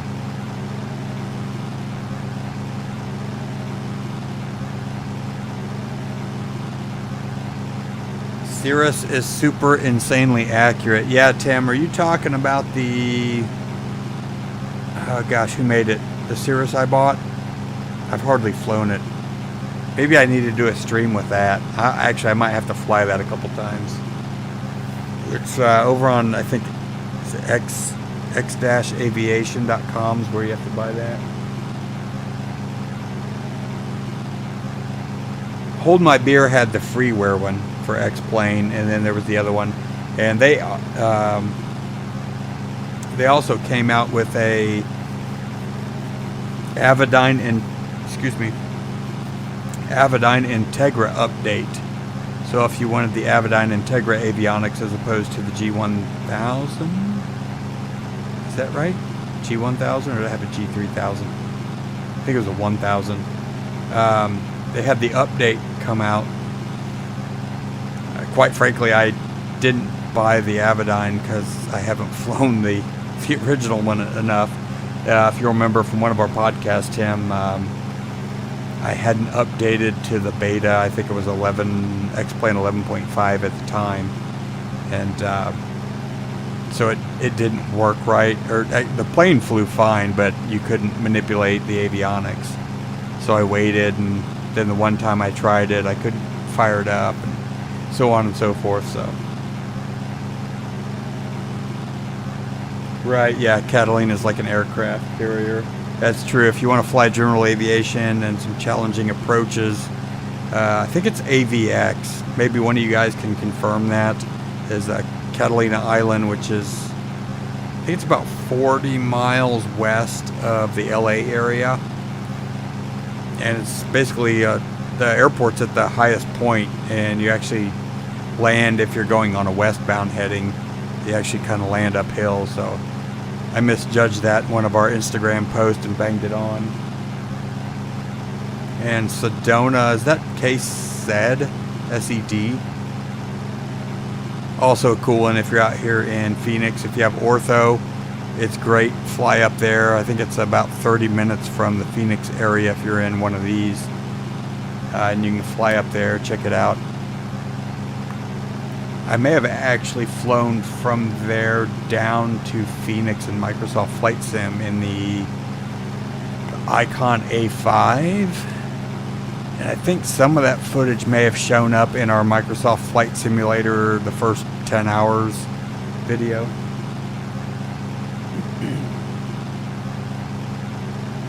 Really, Bug Eater, I was not aware that Mr. X had Catalina, so I might have to go check that out. I do have his scenery for Phoenix, SFO, and I want to say PDX, Portland. Always does good stuff. Yeah, thanks Tim. Thanks for joining us on the stream today. Amandrew is back. Thanks for that. Got about 9 viewers out there, and I'm aware of 2 of you, so drop us a line. Just say hello in the chat. Tim's just logged off, so I am flying solo, both figuratively and actuality. So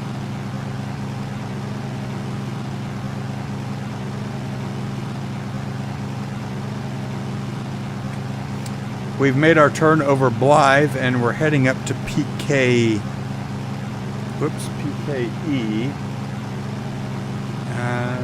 I don't know if you'll be able to see this in stream. PKE is Parker.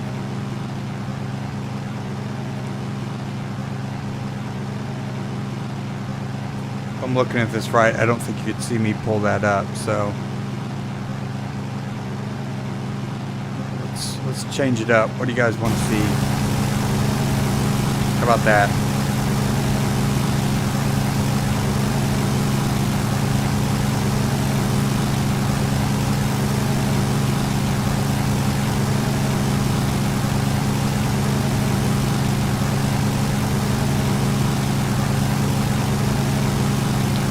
So Bug Eater, aside from DCS, you've been doing anything else in any of the other sims?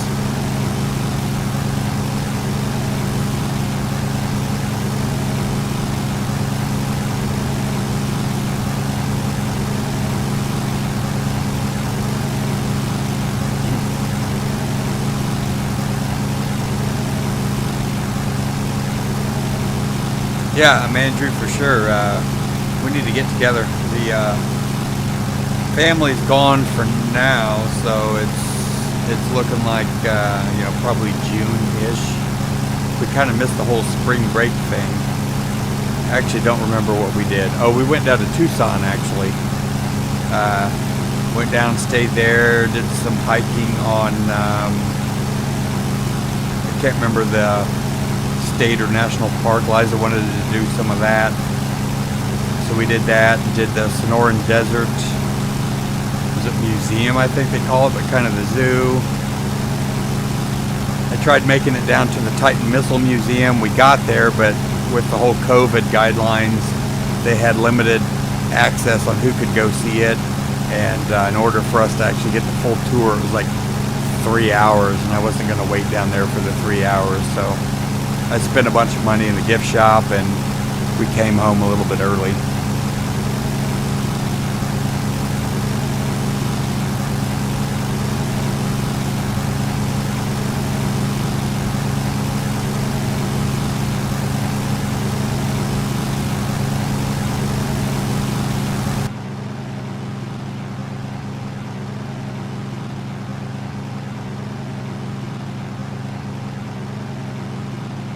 Lake trips this summer, huh?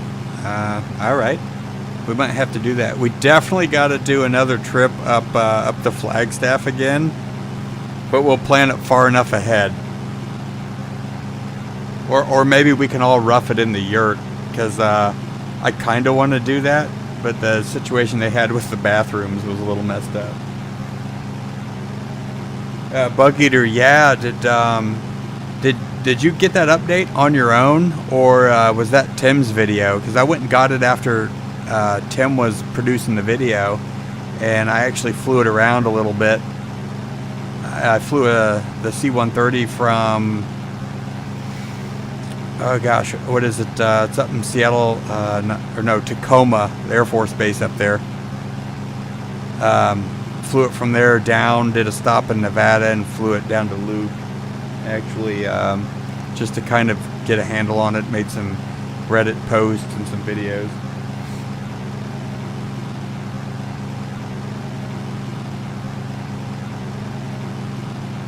Yeah, Andrew, you want to go see the, which one? Are you talking about the Pima Air and Space, or are you talking about Titan Missile?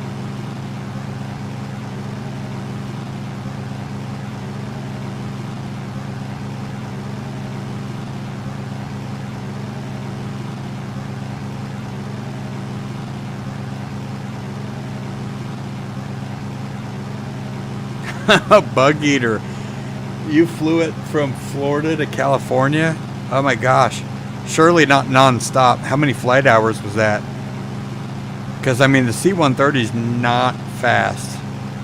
I think when I flew it from Washington down, I was kind of like, I want to say like 250 to 270 knots.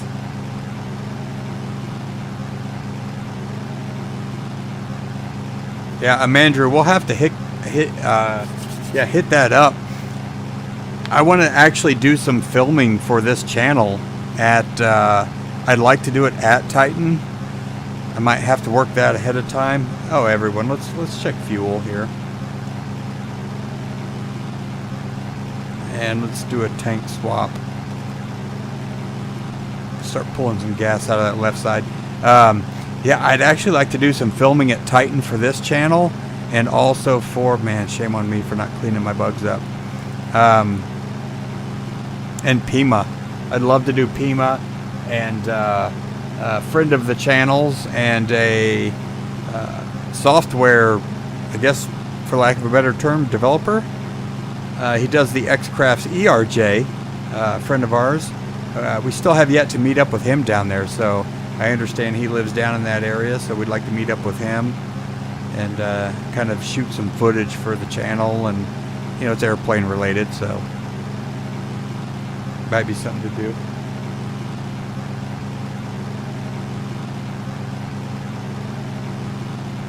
Took about 9 hours, Bug Eater. Well, I guess that makes sense, right? About half the speed of an airliner. You can probably pull about, what, 385 to 400 knots going westbound on average in a turbine, so I guess that's not too far off.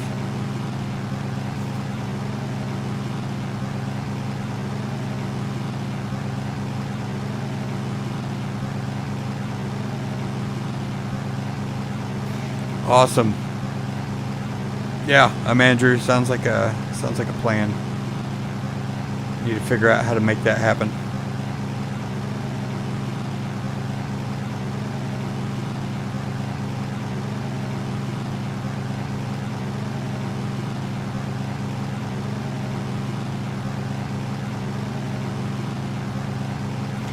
You had a tailwind, Bug Eater, going out there? Or are you just saying for the 400-ish knots in a turbine?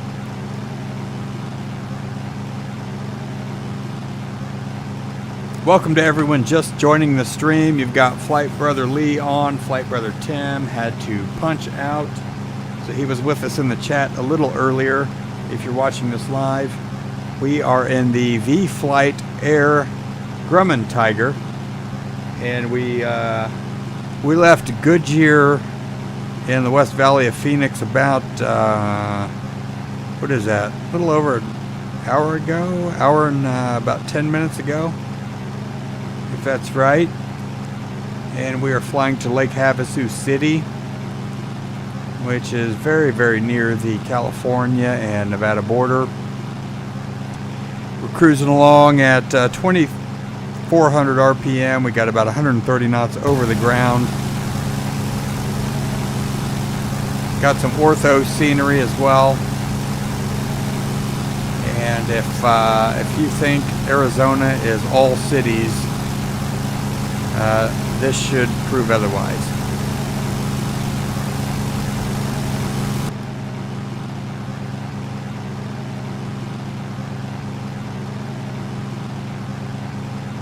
Oh yeah, just for the turbine. Yeah, you're right. That's probably more winter time, because in summertime you get all the storms rolling up through the Gulf. You might get a push for a little bit, but you'll probably pay for it on the other side. Bug Eater, do you have the SSG 748?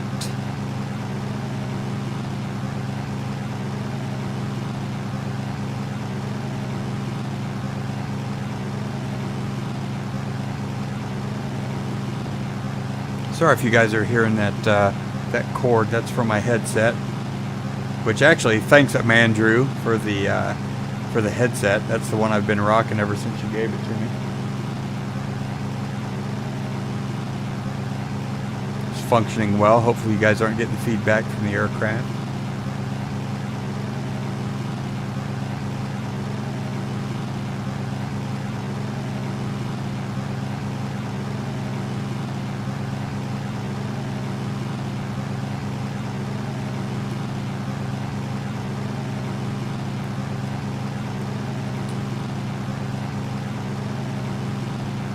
Everyone, just if you're following along, Havasu is 780 feet MSL.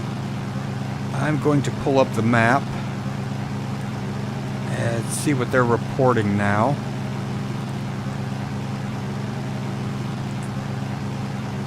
Wind calm, 29er, 79er, so let's get our altimeter set. 279. Go there. Aircraft's climbing just a little bit to recapture that 7,500 feet. You can see our trims working right here.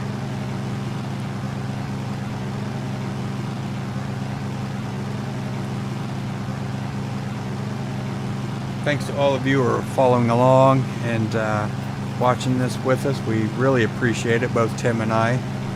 And if you're watching it in post live, again, thank you. A lot of times when a video shows up that's 2 hours long, we realize people may not have that time. So hopefully you can follow along with us, enjoy some of the banter, some of the interaction. That's really why we do it. We like talking to other people. Bug Eater, you've been with us since the beginning, so thanks for that. Andrew, thanks for being along with us as well. We know there's other things that everyone can be doing with their time, so hopefully you can digest it in a few minutes at a time and kind of share in enjoying this airplane and kind of seeing it and experiencing X-Plane. I don't know that, well, Tim and I try and be a little different. I know we're a little unique amongst YouTube channels. With two of us, you often may get both of our views or opinions, and we enjoy that. It allows some back and forth with us, and hopefully we bring a slightly different viewpoint than some of those out there. I know there's a lot of channels I've come across I enjoy, and there's some channels that I don't so much. So if you have clicked on this and you're following along, we appreciate it. Thank you. If you have not subscribed to us and are interested in doing so, please click the subscribe button, ring the bell if you want to know when we upload. We've been slow lately again. I've mentioned that a couple times in this stream. And we are available to follow on Facebook at Flight Brothers FT, and you can follow us on Instagram, Twitter, and Reddit at Flight FT 2019. We've been doing this for a little over 2 years, and it's been both challenging, fun, and rewarding. So we really enjoy the comments and the back and forth with you guys. You really are the people that keep us going, the comments, the interaction.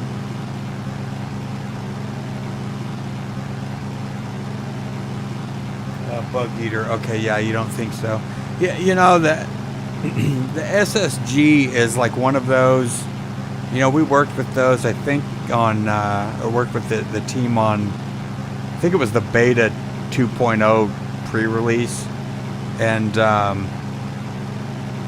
those guys over there, they want to get it right, man. And there's a lot of people, I mean, if you're on the forums, as you know, probably half as much as we are, that just kind of beat them up about it. And they're really trying to make a good product at the end of the day. And I mean, all of them, even Flight Factor, get beat up for one reason or another.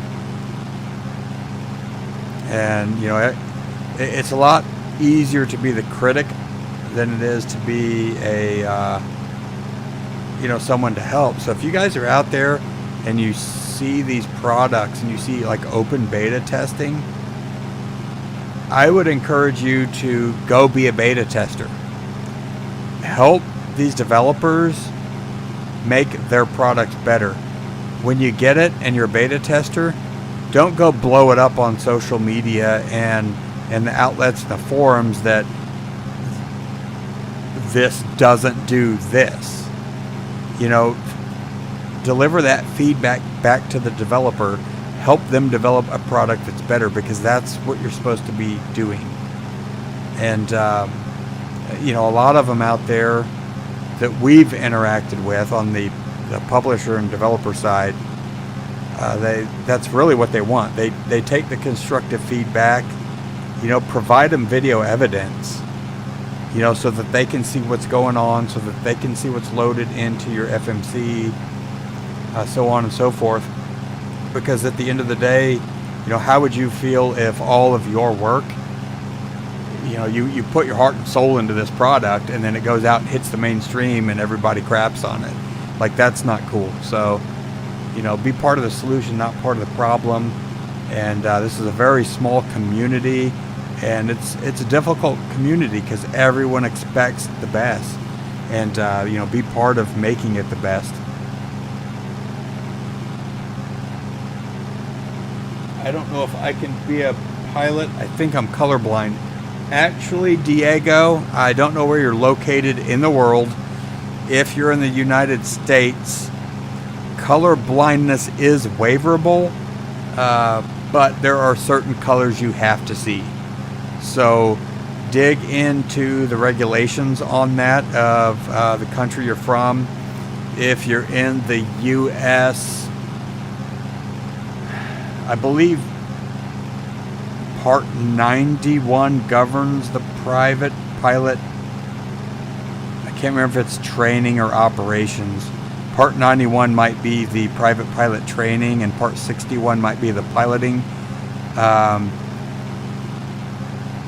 So kind of Google those. If you're not here, then of course look at wherever you're located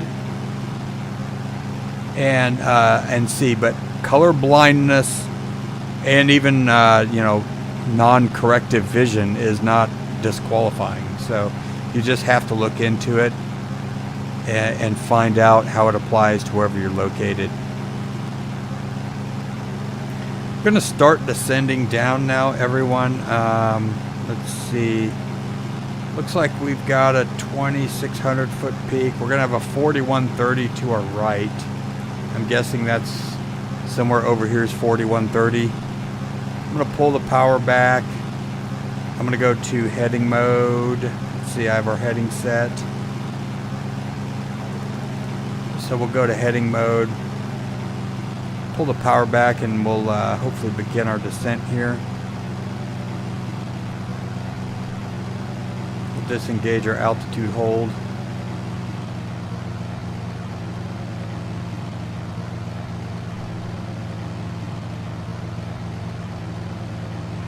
Why is that not coming down?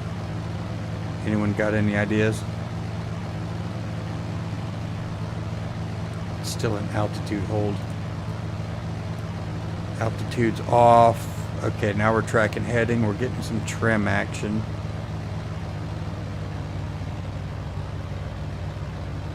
Pull the power back. Let's go pitch down. Okay, yeah, we still have heading hold, so we'll be okay there. We'll try and come down around 500 to 600 feet a minute.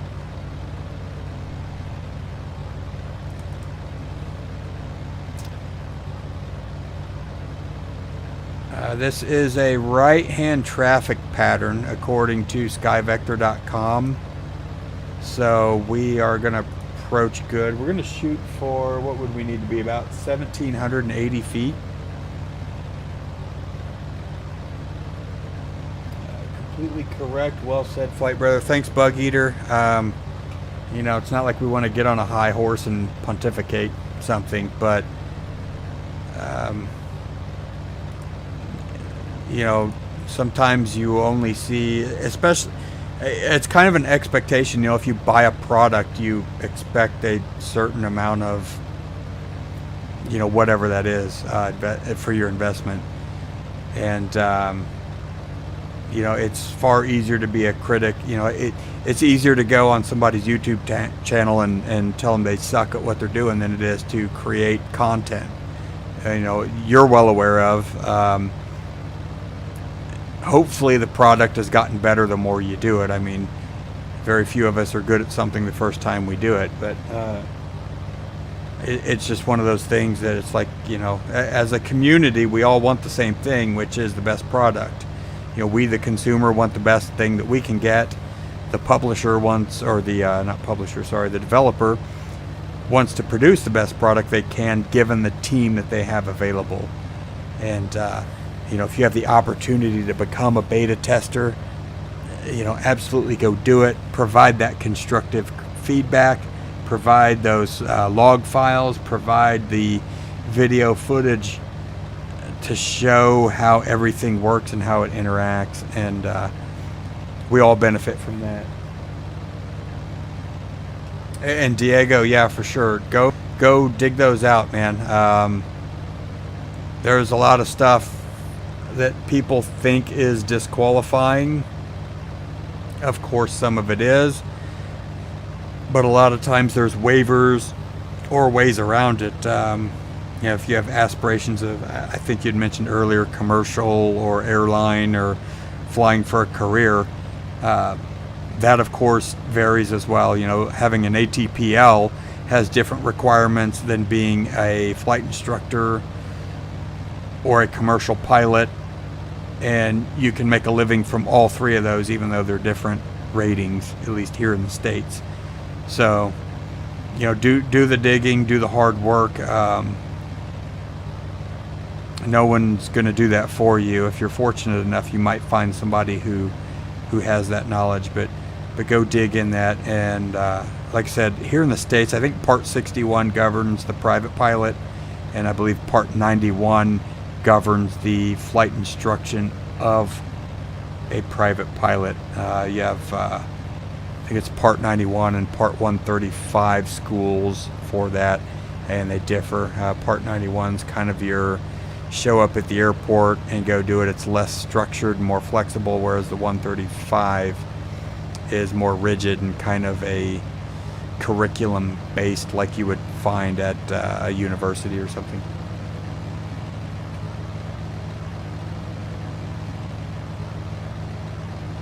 Thanks for that, Bug Eater. I will go check that out. Thanks for throwing it in the chat, because if I forget, I can always scroll about an hour and 51 minutes into this video and find it.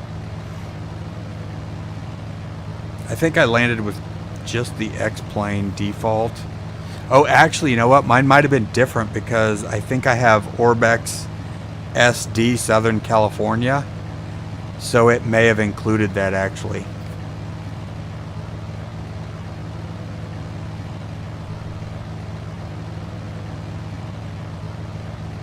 All right, everyone, thanks for joining us. We are on descent. into Lake Havasu City Airport. It's not this one over here if you're looking. That is a different one. Let's see what that one is.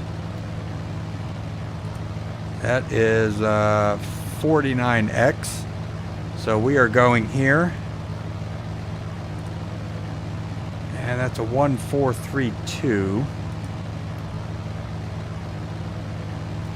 We'll head to the south, so we'll try and set up for a 3-2 on our downwind.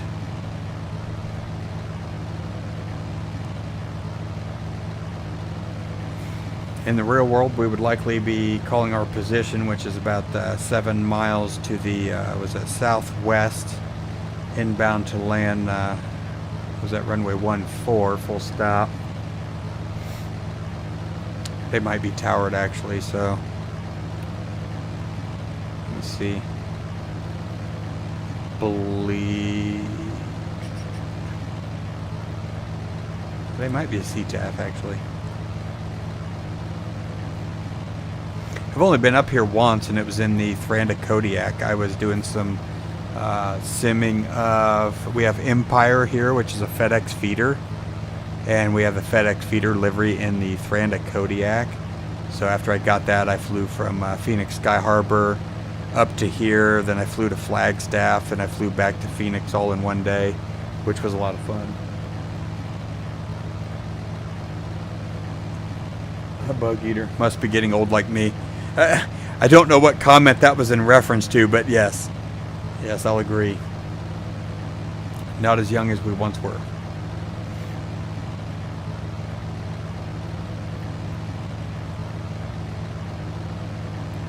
So before we lifted off, we were estimating about a 1 hour and 38-minute flight time. I'm showing the stream at 1:53, and I'm showing right around getting real close to 1:30. So I think we're going to be very, very close to our scheduled time.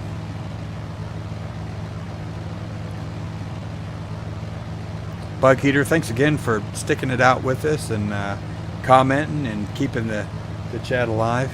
We really appreciate that.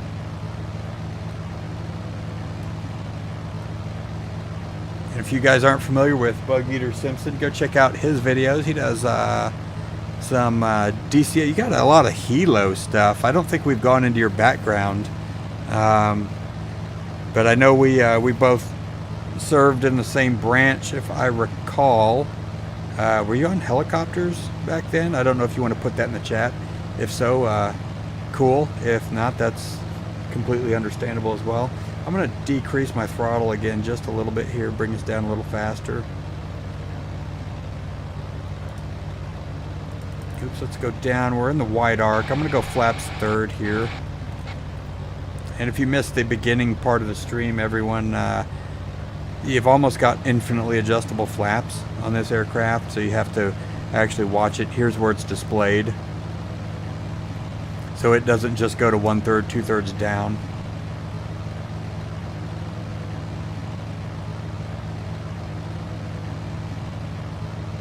Okay, were you ever in the Florida Panhandle at the 16th? I think you were in a little bit before me, so I'm not sure if they were the 16th back then.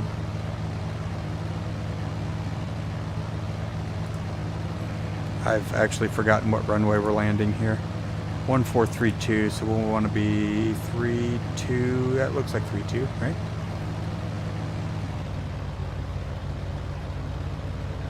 And we wanted 1780, so we're still high.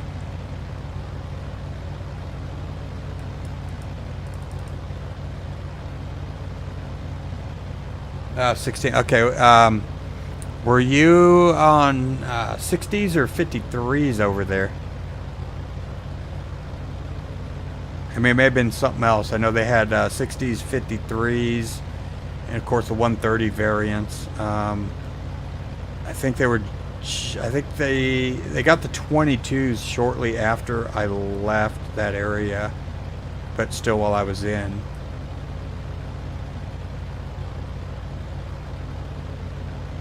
Black Knights. Okay. Yeah, I wasn't at that base, but I was at a base in the area. I'd gone over there a few times. Actually, I played, oddly enough, I played roller hockey over there with a bunch of guys. We did a self-help project, put in a roller rink, so I'd go over there and play hockey with them. All right, everyone, we are abeam the threshold. We're going to try and... I'm going to kick off the autopilot now, actually, maybe. There we go. I want to try and hit about 1700. I'm going to bring the power up. I think a Mandrew said make it look easy, so... We haven't hit the ground yet, sir. Oh gosh, that's slower than Microsoft Flight Sim has the snap 2s. So we're going to go about till the thresholds are 45 degree. We're not quite there yet. We have gas. We'll call them even. So gas to the fullest tank, undercarriage is down and locked. We're fixed gear mixture rich, propeller to the high RPM setting, which also does not apply. We have both magnetos on. Fuel pump, we'll go ahead and click it on. Alright, we'll call that threshold 45. I'm going to set this as my minder. We're going to turn to that heading. Got to watch our speed here. Try not to go below our 30 degrees. Still want to lose some speed there. I was actually climbing just a little bit. So we'll continue our descent down.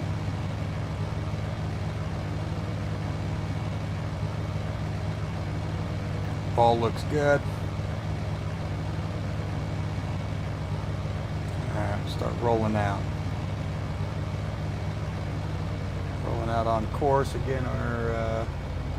We're looking for 780. Actually, I think I'm too high. Bring power back to idle.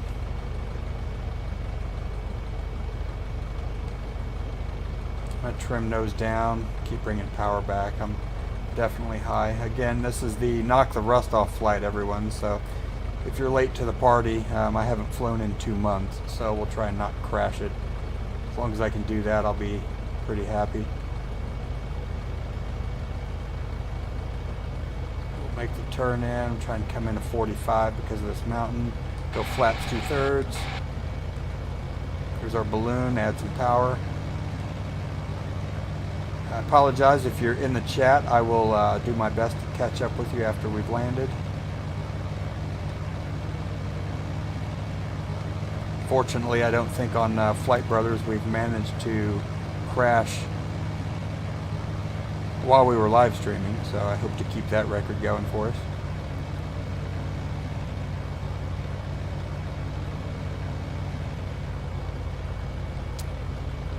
All whites, you'll fly all night, so we're going to bring the power back again.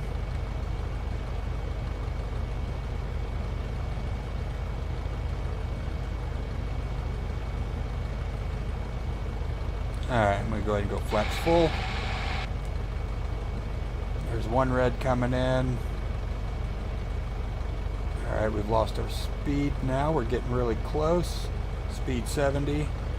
2 and 2. Go a little more power. I've done no retrimming at this point. Speed 70. Drifting off a little bit. Bring power back again. We have 3 reds.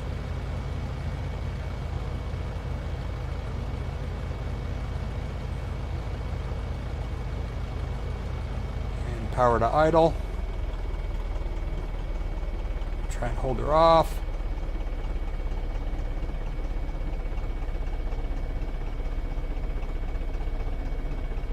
We're actually down. I didn't realize we touched down there. So I think I may have held it off a little too long.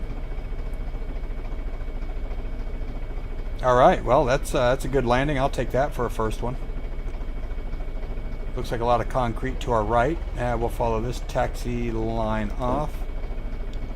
I have my brakes on a toggle, so it either goes parking brake or no brake. So if you're new to the stream, that's why.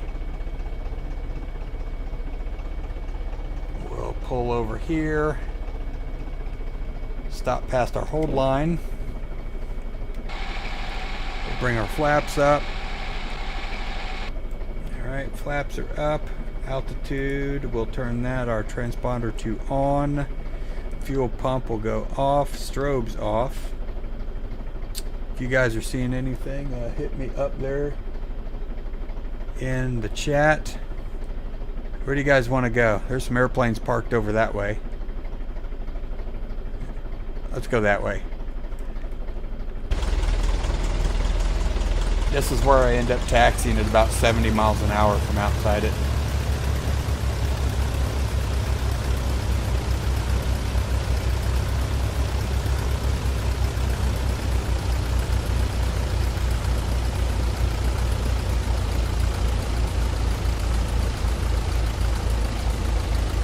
Or actually, what was that touchdown time?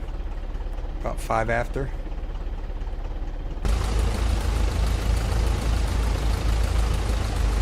I'll have to do the math on that. I think we're pretty close to our 138 schedule. Welcome to Lake Havasu City Airport. If you've never been here before, it's near the California and Nevada border. I've been here never in real life, and this is my second time in the fake world. Let's go park next to that citation.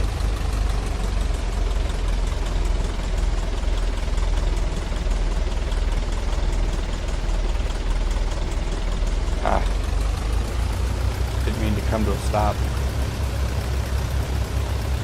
Tim's probably, if he was in the chat right now, he'd be talking about how I don't have rudder pedals, because that would totally alleviate this problem. Of course, this guy parked on a taxi line, so we'll just split the difference.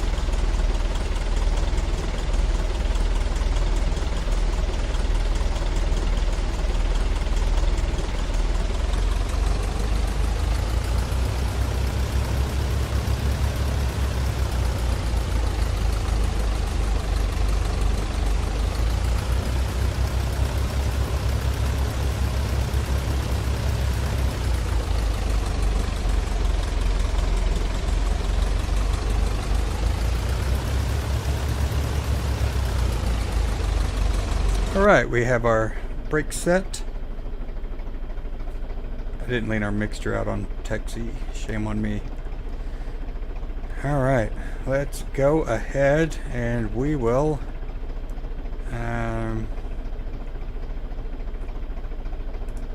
flip off. Mixture cut off. Avionics master off. And then landing light off, beacon, off, off, off, nav off, master and alternator off. That shuts us down, and fuel is off. And there's our plane, everyone. Alright, what do we got here? Sorry, heading back over to the chat. Oh, you worked from both, okay. Alright. Started on Huey Slicks. Yeah, they didn't have any Hueys there. I think the only ones we really capped were up in the survival school up there in, is it Fairchild, I think, in Washington. And yeah, thanks for the landing. Appreciate it. At least I didn't lose it. Kind of greased it on. I think the runway coming up helped, unlike the Catalina landing. So. Amandrew, great job. Thank you. Diego, thanks as well. I have a phone call coming in from somebody. I'll have to call him back momentarily. If any of you have any quick questions you want to fire away, I can hang out for a minute or two or 5 or whatever. Then we'll wrap it up. Thanks again, Bug Eater and Amandrew, for joining us in this stream. Looks like we still got 8 people on that have popped in and out. Hope you've enjoyed this trip, and for those of you who have watched it after the live stream, thanks again.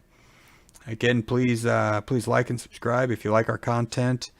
If you have ideas, comment on one of our videos, email us at flightbrosft@gmail.com. We love hearing ideas, and as we're able to make those, we certainly will. We do it for you guys. We do it for the enjoyment of the hobby, and look forward to hopefully seeing you at Flight Sim Expo. If you make it out there, it's been rescheduled to September, so we had our tickets for June. Vacation allowing, I might be able to move that to September, so we'll see. But yeah, thanks everyone. The chat looks pretty slow, so I guess we'll call that a day. Let's take a look at our fuel. Actually, we took off with 157 pounds, and we have 112. I'm going to jot that down because I am that much of a nerd. So I like to do the math to add that in. Call it 112, so we only burned 45 pounds. Yeah, so for around 2 hours, yeah, so we burned around 4.5 gallons per hour on that trip at about 130 knots across the ground, so that's pretty economical. Well, again, thank you all for joining. I'm Lee from Flight Brothers FT, and remember to plan the flight and fly the plan. We'll see you in the next one. Goodbye.